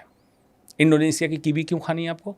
जितनी दूर से चीज़ें पैक होकर आ रही है उतना उस पर केमिकल का इस्तेमाल होगा, ताकि वो चीज़ें स्टोर रहे, शेल्फ लाइफ बढ़ाने के लिए। सेल्फ लाइफ बढ़ाने के लिए। ईटिंग विंडो फर्स्ट एम मील में ईटिंग विंडो 6 से 8 घंटे में आपका खाना खत्म हो जाना चाहिए। पूरे दिन का? पूरे दिन 24 घंटे में सिर्फ 6 से 8 घंटे। बाकी समय आप खाना ना खाएं। क्या होगा, बॉडी के अंदर एक प्रोसेस चलता है जो आपने सिद्धू का जिक्र किया, ऑटोफेजी। इंटरमिटेंट फास्टिंग की जो चर्चा हुई, जैसन फंग कनाडा का एक नेफ्रोलॉजिस्ट है, उसने इस तरीके को पॉपुलराइज किया था डायबिटीज मरीजों के लिए। बाद में उसने देखा कि इसमें तो ऑटोफेजी भी होती है। जो एक्स्ट्रा हम खाते हैं सेल के अंदर फोल्डेड प्रोटीन के फॉर्म में जमा हो जाता है। जब हम फास्टिंग पे रहते हैं तो इसी प्रोटीन को इस्तेमाल करके सेल अपना काम चलाता है। ऑटो मीन्स सेल्फ, फेजी मतलब खाना। अच्छा। उसी से खाना बना लेता है। तो आपका कैंसर का रिस्क कम हुआ, मोटापे का रिस्क कम हुआ। तो आप खाना ऐसे कर लिए। अब कहें 6 से 8 घंटे का ऐसा कर सकते हैं सर कि एक खाना 3 बजे ले लें, रात को 11 बजे ले लें। गलत, ऐसा नहीं कर। सोने से 5 घंटे पहले आपका लास्ट मील हो जाना चाहिए। अच्छा जी, क्यों? Liver mother of all organ है। जो आप खाना खाते हैं सबको डाइजेस्ट करके, डाइजेस्टिव जूस देके सबको सुला के माँ जाती है घर में ताला लगाने, लाइट ऑफ करती है, सब देख चेक करके, और उसके बाद लिवर को 5 घंटे अपनी नींद चाहिए। मतलब रियल सेंस में नहीं कि लिवर सो जाएगा, लेकिन मतलब काम कम करेगा। अगर 10 घंटे कूलिंग डाउन पीरियड एग्जैक्टली, जैसे मोटर कंप्यूटर की लैंग्वेज में कूलिंग डाउन कर दिया आपने, तो ये आपको पीरियड देना पड़ेगा। तो बेस्ट टाइम है आप सुबह एक 9 बजे मील लें, प्रॉपर, नथिंग लाइक ब्रेकफास्ट और डिनर और लंच, प्रॉपर मील लें। उस मील का पहला पोर्शन आपका फाइबर हो, प्लांट बेस्ड फूड, साग सब्जी, थोड़ा सा खाएं, गाजर मूली सलाद पहले खाएं। खाने के कारण क्या होगा, इंटेस्टिन के अंदर कोटिंग कर देगा, फाइबर दे देगा। उसके बाद आप खाएं protein and fat. Non vegetarian है नॉन वेज, वेजिटेरियन है वेजिटेरियन। प्रोटीन, हर प्रोटीन के साथ फैट आता ही है। फैट का भी एक विडंबना लोगों ने क्या फैला दिया कि फैट डेंजरस है। फैट एसेंशियल है लाइफ के लिए। और शुगर ना लें तो बेस्ट है, या कॉम्प्लेक्स कार्ब लें। Complex carb as it is चावल, गेहूं, रागी, बाजरा, ज्वार, ये कॉम्प्लेक्स कार्ब में आता है। ये लास्ट लें ताकि एब्जॉर्प्शन स्लो हो जाए। साबुत फल सीजनल ले सकते हैं, फ्रूट जूस ना लें, सडन ग्लाइसेमिक लोड बढ़ाएगा। अब ये सारी कहानी कहाँ घूम रही है कि जैसे हम खाना खाते हैं तो 2 पर्पस सॉल्व होना चाहिए। एक, न्यूट्रिशन हमें मिले, और एक, गट के अंदर 30 to 70 ट्रिलियन बैक्टीरिया है, जिसको हम गट माइक्रोबायोम कहते हैं, जिसको हम सेकंड माइंड कहते हैं। एक माइंड ये है, एक ब्रेन ये है, एक गट के अंदर ब्रेन है। अच्छा। जैसा हम खाते हैं हमारा मन विचार उसी तरह से चेंज होता है। चाहे तो लोग एक्सपेरिमेंट करके देख लें इसको तो अब गट ब्रेन एक्सिस साइंस ने बता दिया कि जो हमारे पेट में जाएगा, गट माइक्रोबायोम जैसा रिएक्ट करेगा, वो जैसा केमिकल निकालेगा, उसी तरह से ये तो हमारे बहुत पुराने जो शास्त्रों में लिखा हुआ है कि जैसा भोजन वैसा इंसान, जैसा मन वैसा मन, जैसा भोजन वैसा मन, ये तो कहा गया है। बिल्कुल। तब तो कोई साइंस नहीं थी। साइंस नहीं, देखिए हमारे जो पुराने ऋषि मुनि थे, पूर्वज थे, साइंटिस्ट थे, वैज्ञानिक थे, लेकिन उसमें शब्द कॉइन नहीं हुआ था वैज्ञानिक या साइंस या साइंटिस्ट। क्यों? वो बकवास नहीं करते थे कि कुछ भी कर लो। जो भी करते थे अपने शिष्यों को सिखाते, तो वो उनको सिखाते थे, और आज तक 10,000 साल बाद भी सत्य है। हम बात कर रहे हैं उस पर। अगर वो झूठ बोल रहे होते तो हम नहीं मान रहे नहीं बात करते। सही बात है। तो ये आपने कर लिया, तो बैक्टीरिया को खाना दिया। आप भाई कुछ भी पालते हैं, पेट पालते हैं, तो खुद खाते हैं, पेट को भी देते हैं। आपके गट में पेट एनिमल पले हुए हैं बैक्टीरिया के फॉर्म में, उनको खाना दीजिए। फाइबर बैक्टीरिया का खाना है। अच्छा। आपकी कोटिंग हो गई, तो इंटेस्टिन को डैमेज नहीं किया। इंटेस्टिन मतलब आपकी आंत क्या है, बेसिकली एक नाली है, सीवर है, जिसमें गंदगी जा रही है, पास हो रही है। अब इसमें अगर डैमेज हो गया तो सारी गंदगी एब्जॉर्ब करके ब्लड के अंदर लेंगे, बॉडी में आ गई। वही बीमारी का कारण है, वही कैंसर का कारण है, हार्ट डिजीज का कारण है। तो इसको फाइबर ने ब्लॉक कर लिया। फिर अपने प्रोटीन लिया, अब प्रोटीन को डाइजेस्ट होने में टाइम लगेगा। कार्ब, शुगर नहीं लिया, कार्ब लास्ट लिया। क्या होगा कि जितना स्लो ग्लूकोज का लेवल अंदर जाएगा ब्लड में, इंसुलिन जो ग्लूकोज को न्यूट्रलाइज कर, उतना स्लो रिलीज होगा। ग्लूकोज बैड गाय है, मतलब ये चोर है ग्लूकोज। ग्लूकोज अगर शरीर में बढ़ा रहे तो आपको बीमार करेगा, ठीक, जो डायबिटीज का प्रिंसिपल है। लेकिन उसको ठीक करने के लिए डॉक्टर लोग इंसुलिन बढ़ा दे रहे हैं। ये तो उल्टा कर, तो ये डकैत को बढ़ा रहे हैं आप। चोर को पकड़ने के लिए डकैत बढ़ा रहे हैं, डकैत आके उससे ज़्यादा खतरा दे रहा है आपको। वो डाकू है। कैसे डाकू है? कहा जाता है flatten the glucose curve. Glucose जितना स्लो रिलीज हो बॉडी में उतना अच्छा है, क्योंकि इंसुलिन फिर नहीं आएगा। इंसुलिन आएगा, फैटी लिवर कराएगा, पेट पे मोटापा कराएगा, कैंसर कराएगा, हाइपरटेंशन, बीपी की समस्या इंसुलिन से ज़्यादा कनेक्टेड है rather than सॉल्ट से ज़्यादा कनेक्टेड। लोग नमक से समझते हैं बीपी की समस्या। जिसको फैटी लिवर हो गया, मोटापा हो गया, बार बार ग्लूकोज और इंसुलिन स्पाइक हो रहा, उसको हाइपरटेंशन हो जाएगा, पॉलीसिस्टिक ओवेरियन डिजीज हो जाएगी, एल्जाइमर डिजीज, डिमेंशिया, भुलक्कड़पन होगा, अटेंशन डेफिसिट डिसऑर्डर बच्चों में होगा। बच्चों को एनर्जी ड्रिंक करके आप पिला दे रहे हैं, वो ज़्यादा ग्लूकोज ले रहा है, बच्चा इरिटेबल हो रहा है, अटेंशन नहीं, एकाग्रता नहीं आ रही बच्चे में, 2-2 मिनट की चीज जो आजकल वो एक टर्म आने लगी है, हाइपर एक्टिव कुछ, hyper ADHD, ADHD, attention deficit hyper active disorder. हाँ, वो शुगर रिस्पॉन्सिबल है। मतलब शुगर तो एक तरह से जहर है फिर तुम्हारा। एग्जैक्टली। जॉन एटकिन, यूके का न्यूट्रिशनिस्ट, 1978 में उसने एक किताब लिखी, प्योर, वाइट एंड डेडली। उसकी किताब को दबा दिया गया क्योंकि वो बाजारवाद के खिलाफ थे। प्योर, रिफाइंड, वाइट, जितनी चीज़ चमका के बेची जाएगी, प्योर, वाइट, डेडली। तो उसने यही लिखा था कि वाइट शुगर को बोला था कल्प्रिट। लेकिन उस समय जो इंडस्ट्री थी, शुगर इंडस्ट्री, उसका सीईओ जो आया था वो एक सिगरेट कंपनी का सीईओ था। उसने कहा कि मुझे पता है पब्लिक को कैसे एडिक्ट बनाया जाता है। तो पैसे देके पेपर छपवाया गया कि लिखो फैट इज द कल्प्रिट। तब से फैट चलने लगा। अब फैट में रिफाइंड ऑयल, बिल्कुल हाइड्रोजनेटेड ऑयल खतरनाक है। लेकिन अब घी, तेल एक लिमिटेड अमाउंट में नहीं लेंगे। कोलेस्ट्रॉल ही हमारे सारे एंजाइम का बेस है। कोलेस्ट्रॉल चाहिए हमारी बॉडी में। आपको गलत ये समझाया गया, तो इंसुलिन को आपको कम करना है, तो ईटिंग विंडो जब छोटा करेंगे, ग्लूकोज का लोड कम करेंगे, इंसुलिन कम आएगा, फैटी लिवर खत्म, ये खत्म। इंडिया में जो समस्या है उसको हम कहते हैं toffee, TOFI, thin from outside, fat inside. इंसान ऊपर से दुबला पतला होगा, पेट निकला होगा। टॉफी सबसे खतरनाक, मोटापा में सबसे खतरनाक। एक मोटापा ओवरऑल मोटापा हो, जिसको आप कपड़े से देखते हैं कि ओवरऑल मोटा, ओबेसिटी, वो सबक्यूटेनियस फैट। ये इतना खतरनाक है, 10 किलो तक सबक्यूटेनियस फैट भी इंसान को हो जाए तो उसको बीमार नहीं करेगा, लेकिन 2.5 किलो अगर विसरल फैट पेट में हो जाए तो उसको बीमार करेगा। और 250 ग्राम अगर लिवर में फैट हो जाए, मतलब फैटी लिवर ग्रेड 1, तो इंसान को बीमार कर देगा, डायबिटीज करा देगा, भविष्य में कैंसर की समस्या कराएगा, हाइपरटेंशन कराएगा। तो ये समझना है। तो आपको बता दिया किस सीक्वेंस में मील लेना है, कि कैसे खाना है। खाने को हर समय ये सोच के खाना है कि जो भी निवाला उठा रहे हैं, इधर इट्स फीडिंग अ डिजीज और फाइटिंग अगेंस्ट इट। हर चीज़ उठाने से पहले सोचिए कि ये मैं जो खा रहा हूँ ये कोई बीमारी का कारण बनेगा या बीमारी से लड़ने में मदद करेगा। तो आपको जब भी आंसर मिले, हाँ ये लड़ने में मदद करेगा, आप खाइए। फ्रीक्वेंट मील मत खाइए। फ्रीक्वेंट मील से मतलब है ऑफिस में बैठे हैं, एक दूध वाली चाय चीनी के साथ और 2 बिस्किट खा लिए, इंसुलिन स्पाइक हुआ, आपको जरूरत नहीं थी ये खाने का। डॉक्टर साहब, ये मैं आपको डिस्टर्ब कर रहा हूँ, आगे कंटिन्यू करेंगे। आजकल बहुत सारे डाइटिशियन हायर करने का एक चलन हो गया है। अब वो सब बताते हैं कि आप 2 घंटे बाद ये, 3 घंटे बाद ये, 4 घंटे बाद ये, इतना खा लीजिए, इतना खा लीजिए। तो ये बहुत चल गया। आप कह रहे हैं कि इसके आप तुरंत मत खाइए। डाइटिशियन को पता नहीं है मेडिकल साइंस और डॉक्टर को पता नहीं न्यूट्रिशनल साइंस, गैप है। अगर डाइटिशियन को जिस दिन ये थ्योरी इंसुलिन स्पाइक और ग्रोथ ग्लूकोज कर्व की समझ में आ जाएगी, वो भी मना कर देंगे, उनको पढ़ना चाहिए। अच्छा। और डॉक्टर को क्यों नहीं पता है? अमेरिका डिसाइड करता है हमारा MBBS क्यूरिकुलम। पूरे 5 साल की पढ़ाई में सिर्फ 20 घंटे एक डॉक्टर को डाइट के बारे में पढ़ाया जाता है। बस तो उसको अगर नहीं समझ में आएगा 20 घंटे में क्या कुछ नहीं, 20 घंटे में क्या पढ़ेगा आदमी? 5 साल में उसके बाद कभी पढ़ता नहीं है। अगर डॉक्टर ये सोचे कि बीमारी का कारण क्या है, तब उसको वाकई कूल डाउन होने लगेगा कि भाई जैसे हम खा रहे हैं, जैसे रह रहे हैं, बीमारियों का कारण है। तो मील की बात हुई। सेकेंड एम इज मूवमेंट, मतलब एक्सरसाइज। जिम अपफ्रंट मना है, मैराथन मना है। बहुत अच्छा एक रिसर्च पेपर आया जिसमें 10 एक्सरसाइज के फॉर्म को कंपेयर किया गया कि हमारे शरीर के लिए स्वस्थ क्या है। तो जिमिंग एंड मैराथन लास्ट है। अच्छा, सबसे खराब एक्सरसाइज फॉर्म है। First yoga, second swimming, third cycling. अच्छा, अब ये मूवमेंट क्या है? ऐसी एक्सरसाइज करें जिसमें आपको फार्ब, FARB ये मिल जाए।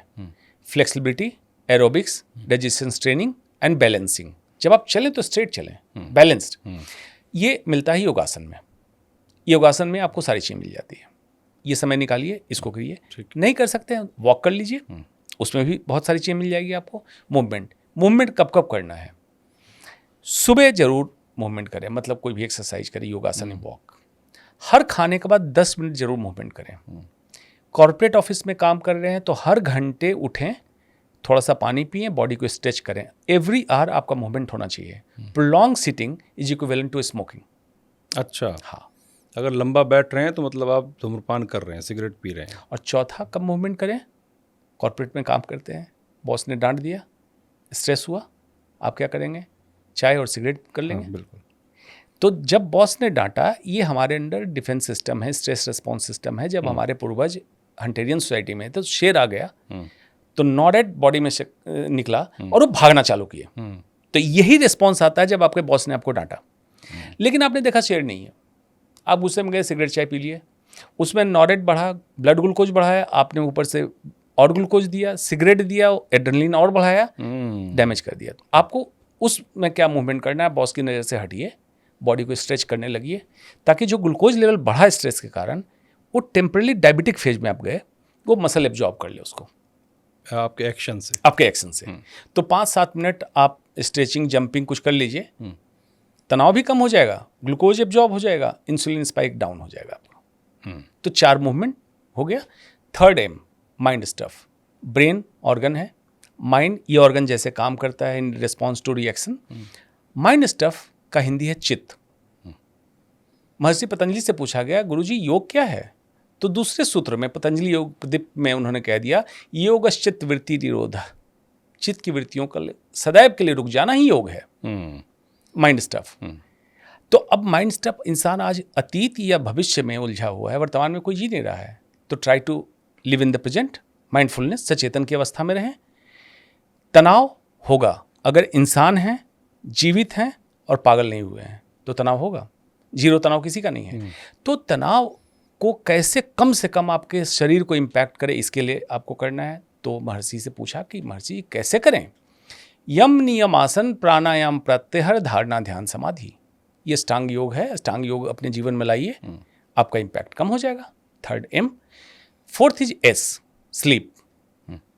7 से 8 घंटे की नींद चाहिए, वो भी क्वालिटी स्लीप। क्वांटिटी 7 से 8 घंटे, क्वालिटी मतलब डीप साउंड स्लीप, जैसे बच्चा सोता है, मुहावरे में घोड़े बेच के सोना। और सुबह जब जगें तो आपको लगे कि as fresh as tender leaf, एक कच्ची कली अभी खिली फूल बन के ऐसा आप फ्रेश महसूस कर रहे हैं। कैसे ऐसा महसूस करेंगे? वाकई क्या कली खिलेगी? हेडेक नहीं हो, मतलब सर भारी ना लगे, कमर में दर्द ना हो, और आंख खुलते आप बिस्तर छोड़ के उठ जाएं, आप तरोताज़ा महसूस करें, मतलब आपकी नींद अच्छी हुई। 3-4 चीज़ें करनी है।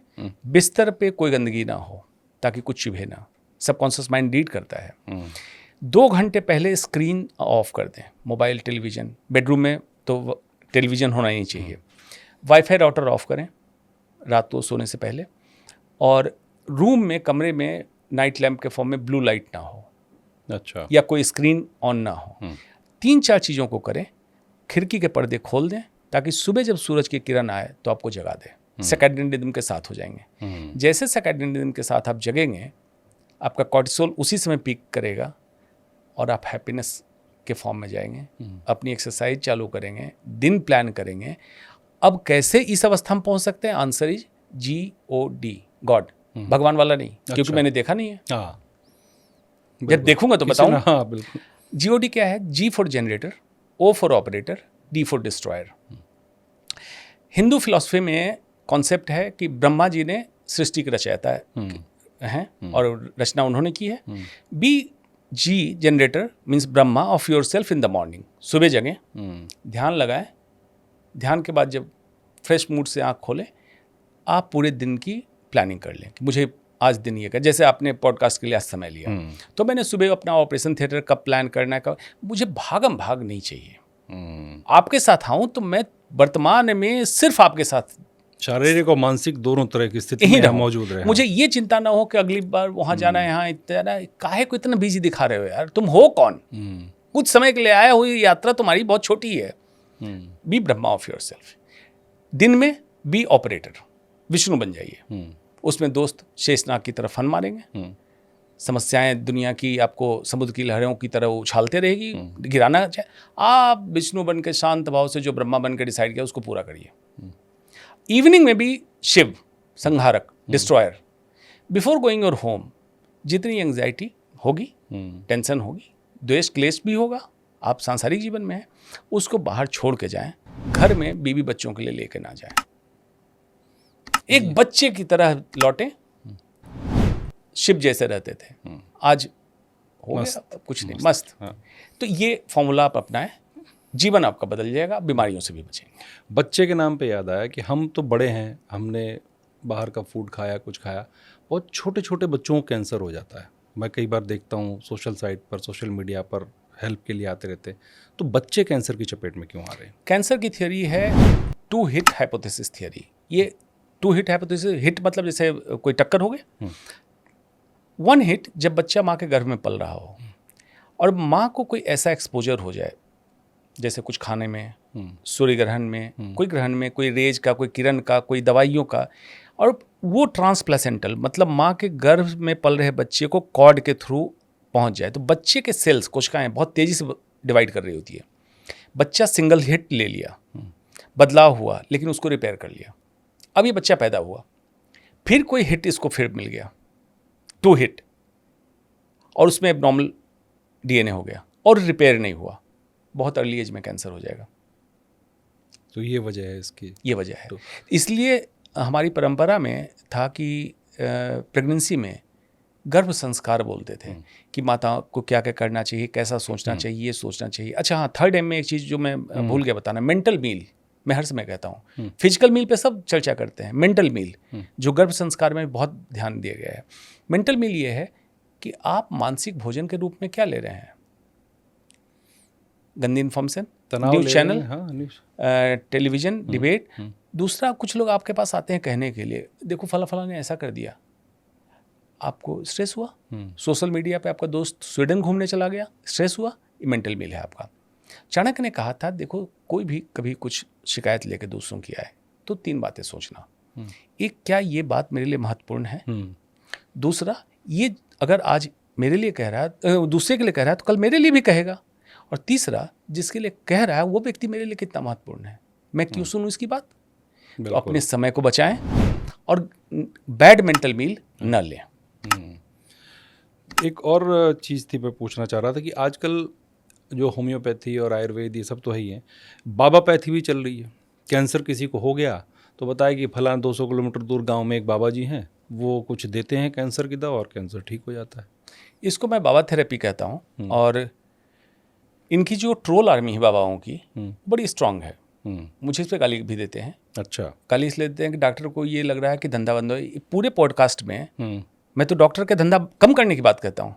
हाँ, आप मैं बात ही ऐसी कर रहे हैं जो पसंद रास नहीं आएगी ना डॉक्टर को, हाँ, ना फार्मास्यूटिकल लॉबी को, ना सरकार को। तो मेरा ये मकसद नहीं है, मेरा मकसद है सच बोलना। हाँ। सच बोलना से मतलब है, अगर भारत में नीट की परीक्षा है जिसको पास करके कोई MBBS या BMS मतलब आयुर्वेद का डॉक्टर बनता है, ये बाबा कौन से ऐसी विलक्षण प्रतिभा लेके पैदा होता है?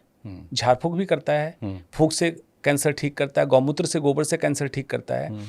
अगर है तो इस पॉडकास्ट के माध्यम से दोबारा कहता हूं, पहले भी मैं चैलेंज कर चुका हूं कि एक मरीज बाबा अपना बताए, मैं आऊँगा, मैं उसकी जांच करूँगा, बाबा इलाज करे, मैं मॉनिटर करूँगा।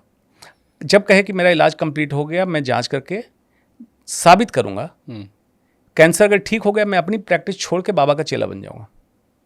आज तक कोई बाबा क्यों नहीं हिंदुस्तान में निकल के आया? उसकी ट्रोल आर्मी निकलती है और झूठ बोलती है कि इतने कैंसर के मरीज ठीक हुए। तो दिखाओ ना भाई, मुझे पहले दिखाओ, पहले जांच करने दो। इसको बाबा थेरेपी कहते हैं।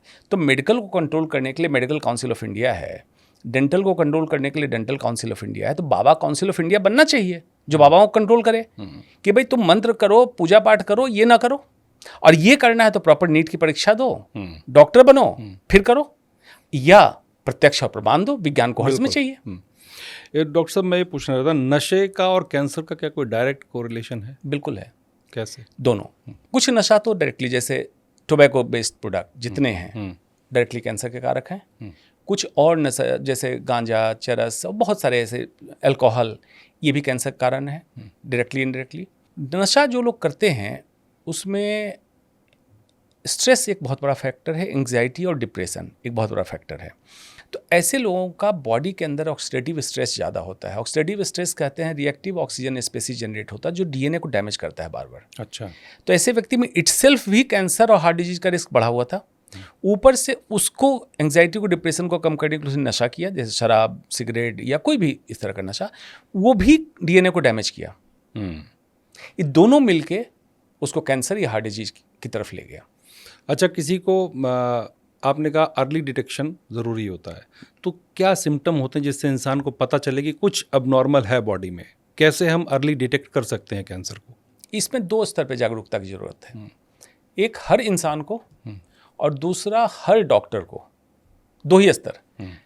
असामान्य लक्षण कुछ भी हो तो हर इंसान को जो भी इलाज कराते कराएं, 3 हफ्ते बाद भी ये लक्षण ना जाए या दवा लेने के बाद दोबारा आ जाए तो कैंसर की जांच जरूर कराइए। उदाहरण के तौर पे खांसी हो रही थी, आपने एलर्जी की दवा, एंटीबायोटिक, टीबी की दवा ले ली, 3 हफ्ते बाद भी खांसी रह रही है, आप एक्सरे, सीटी स्कैन, डॉक्टर को बोलिए कैंसर की एक बार जांच करा लो।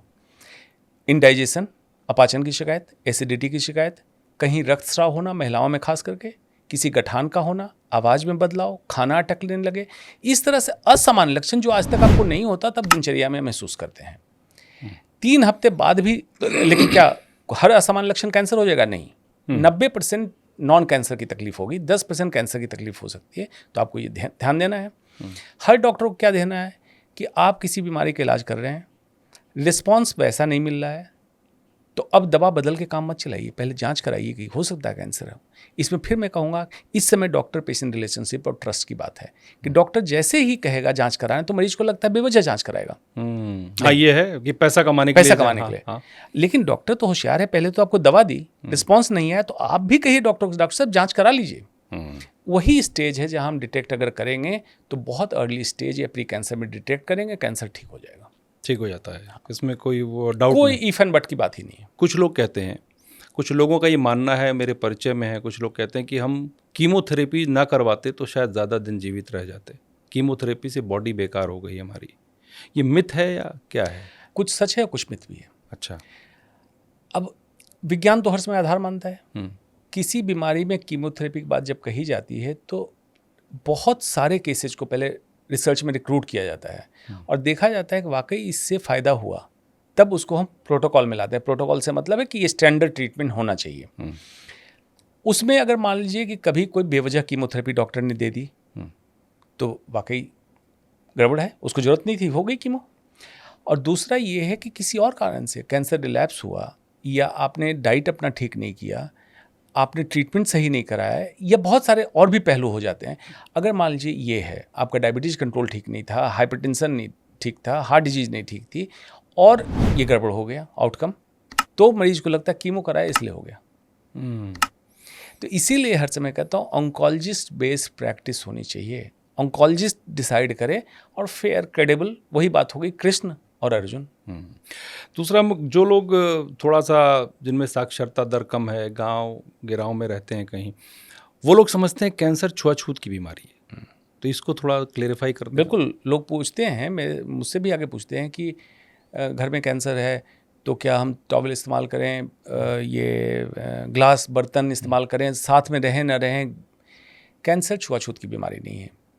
सबको मैं यही कहता हूँ कि अगर कैंसर छुआछूत की बीमारी, मैं सुबह शाम कैंसर के रोगी को देख रहा हूँ तो सबसे पहले डॉक्टर को होना चाहिए। कैंसर आपके शरीर की कोशिकाओं की एबनॉर्मलिटी है, लेकिन एक जैसे चीज है सर्वाइकल कैंसर, बच्चेदानी के मुंह का, ह्यूमन पैपिलोमा वायरस से होता है। कैंसर होने की वजह छुआछूत जरूर रही, ह्यूमन पैपिलोमा वायरस, उसमें अनप्रोटेक्टेड सेक्सुअल इंटरकोर्स अगर मल्टीपल पार्टनर के साथ हो तो वायरस एक पार्टनर से दूसरे पार्टनर में ट्रांसमिट होता है और इसमें कैंसर होता है। लेकिन कैंसर हो जाने के बाद छुआछूत है, ऐसा नहीं है। अच्छा, ये मतलब एक ये अवधारणा है, सिर्फ ये अवधारणा है, मिथ है ये कि ऐसा कुछ नहीं होता है। डॉक्टर साहब, मेरा एक सवाल ये भी है कि लोगों में बड़ी भ्रांति है, किसी के हाथ में यहाँ कोई गांठ बन गई, यहाँ कोई गांठ बन गई, तो लोगों को दूसरे लोग भी डरा देते हैं और खुद भी डरने लगता है कि कहीं ये कैंसर तो नहीं है। तो इसका मतलब किसी को गांठ बनी तो क्या करें? छोटी सी गांठ जो होती है, फाइब्रोमा या लाइपोमा जैसी चीज होती है, ये कैंसर नहीं है। अच्छा, हर गांठ कैंसर नहीं है, लेकिन ये जरूरी है कि अगर गांठ हुई है तो एक बार डॉक्टर को, ऑन्कोलॉजिस्ट को दिखा लें, देख के जांच करा के बता देगा, लेकिन पैनिक ना करें। कैंसर की जागरूकता में दिक्कत ये है कि लोग फिर दूसरे एक्सट्रीम पे चले जाते हैं। पेंडुलम में एक एक्सट्रीम पे है अज्ञानता और इग्नोरेंस, दूसरे एक्सट्रीम पे है हाइपर एक्टिव, वो भी ना करें। इलाज जो कोई करवाता है तो ऐसा कहा था कि इसका इलाज सबके बस की नहीं है। ये भी एक अवधारणा है लोगों के बीच में कि कैंसर हो गया तो आप आर्थिक तौर से कंगाल हो जाएंगे, आप अगर बहुत मजबूत नहीं है घर से तो आपकी ज़मीन बिक जाएगी, घर बिक जाएगा। ऐसा है क्या आज की डेट में? इसकी चर्चा हमने पहले की। अगर कैंसर में इलाज के खर्चे की बात आती है तो मतलब प्राइवेट अस्पताल की बात आ रही है। बिल्कुल। तो आंखों पे पर्दा डाल दिया गया आपके, सरकारी अस्पताल में इलाज क्यों नहीं है? तो जब आप सांसद विधायक चुन के भेजते हैं तो उनसे पूछते हैं कि तुमने स्वास्थ्य व्यवस्थाएं कैसे दुरुस्त की, या प्राइवेट हॉस्पिटल पे अंकुश लगाया नहीं लगाया? ये तो बड़ी छोटी समस्या है। ये आपके आंखों के सामने पर्दा डाला गया। अब जैसे आयुष्मान भारत योजना ही है, 5 लाख का कवरेज, 5 लाख किसको चाहिए? प्राइवेट को चाहिए। तो चलिए, आप जब आए पार्टी में, सत्ता में आपकी पार्टी जब आई तो आपके पास चरमराई हालत थी स्वास्थ्य व्यवस्था की, मान लेते हैं। तो 5 साल में आप पब्लिक प्राइवेट पार्टनरशिप करते, कुछ करते, कंट्रोल करते और सरकारी व्यवस्थाओं को दुरुस्त कर लेते, ताकि ये आयुष्मान भारत, आयुष्मान कार्ड की जरूरत ना होती और धीरे धीरे हमारी व्यवस्थाएं दुरुस्त होती, तब तक तो ठीक है। लेकिन आप खुला छूट दिए हुए जिसको जितना मर्जी है बिलिंग कर ले, हाँ, ये तो गलत है, लूट। दूसरा मैं एक जानना चाहता था, आपने देखा होगा जो बड़े बड़े सेलिब्रिटीज़ हैं या जो भी बड़ी शख्सियत हैं, जो भी लोग हैं जिनके पास पैसा बहुत इफरात में है, वो लोग देश छोड़ करके बाहर जाके अपने कैंसर का ट्रीटमेंट करवाते हैं। तो क्या हमसे बेहतर टेक्नोलॉजी ट्रीटमेंट की बाहर है या कोई और वजह है इसकी? वो आप लोगों से बचने के लिए जाते हैं, मीडिया वालों से। अच्छा, कि आप लोग माइक लेके पहुंच जाते हैं, कैसा लग रहा है, कीमोथेरेपी चल रही, बाल उड़ गए, कैसा महसूस कर रहे हैं? एक ये रीज़न है। हाँ। दूसरा रीज़न ये है कि अभी भी एक अवधारणा है कि इलाज जितना महंगा हो शायद उतना बढ़िया होगा। हाँ, ये तो। तीसरी बात ये है कि बड़े देश में बहुत साफ़ सुथरा चकाचौंध वाले लाइट में इलाज होगा तो बेहतर होगा। कैंसर सर्जरी में भारत कई देश से आगे निकल चुका है। कैंसर सर्जरी में मैंने कहीं पढ़ा कि आपने भी करीब 40,000 ऑपरेशन किए कैंसर के। जी, कैंसर का लोड इतना है भारत में। ऐसा नहीं मैं कोई प्रसिद्ध डॉक्टर हूँ, लोड इतना है, किया क्या जाए।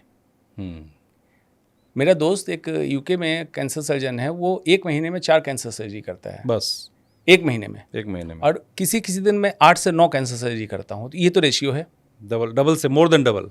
हर दिन का हर दिन। उसका महीने का 4 है, मेरा हर दिन का ये हो जाता है। महीने का 4? महीने का 4।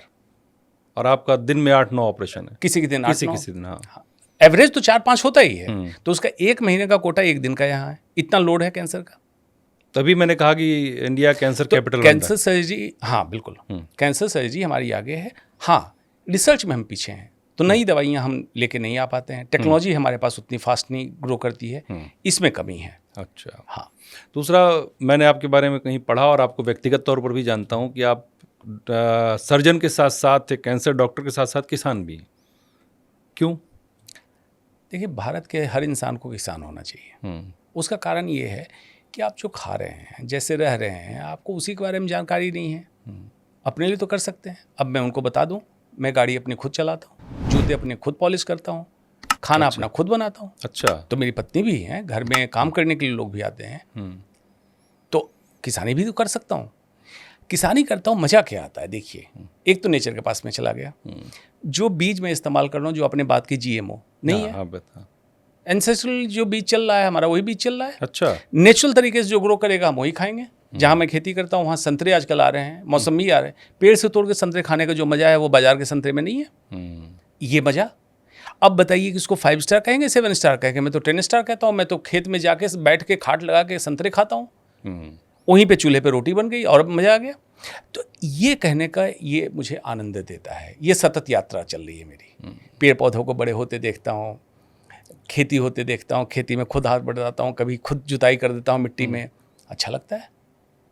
तो इसलिए आप किसान भी बन जाते हैं जाकर के वहाँ। दूसरा, जो किसानों की आत्महत्या, किसानों के दर्द की बात कहते हैं, किसानों को धरना दे, अगर हर इंसान किसान बने तो दर्द समझेगा बिल्कुल, और किसानों को सपोर्ट करेगा। बहुत अच्छा लगा डॉक्टर साहब आपसे बात करके, और आपने जो बातें बताई वो सिर्फ मेरे लिए नहीं, वो हर दर्शक के लिए ज़रूरी है, क्योंकि कैंसर का जो खतरा भारत में बढ़ रहा है वो आपने डॉक्टर साहब की बात से उसका अंदाज़ा आपको लग गया होगा कि आने वाले समय में क्या स्थिति होने वाली है। तो हमारे शास्त्रों में भी कहा गया है कि पहला सुख निरोगी काया। तो अगर आप निरोग रहना चाहते हैं, कैंसर जैसी घातक बीमारी से बचना चाहते हैं, तो डॉक्टर साहब ने बताया उस लाइफस्टाइल को फॉलो करें और आगे बढ़ें। यकीनन उसका फ़ायदा होगा और हमारे पूरे देश पर इस बीमारी का बोझ कम होगा। बहुत बहुत धन्यवाद डॉक्टर साहब। धन्यवाद।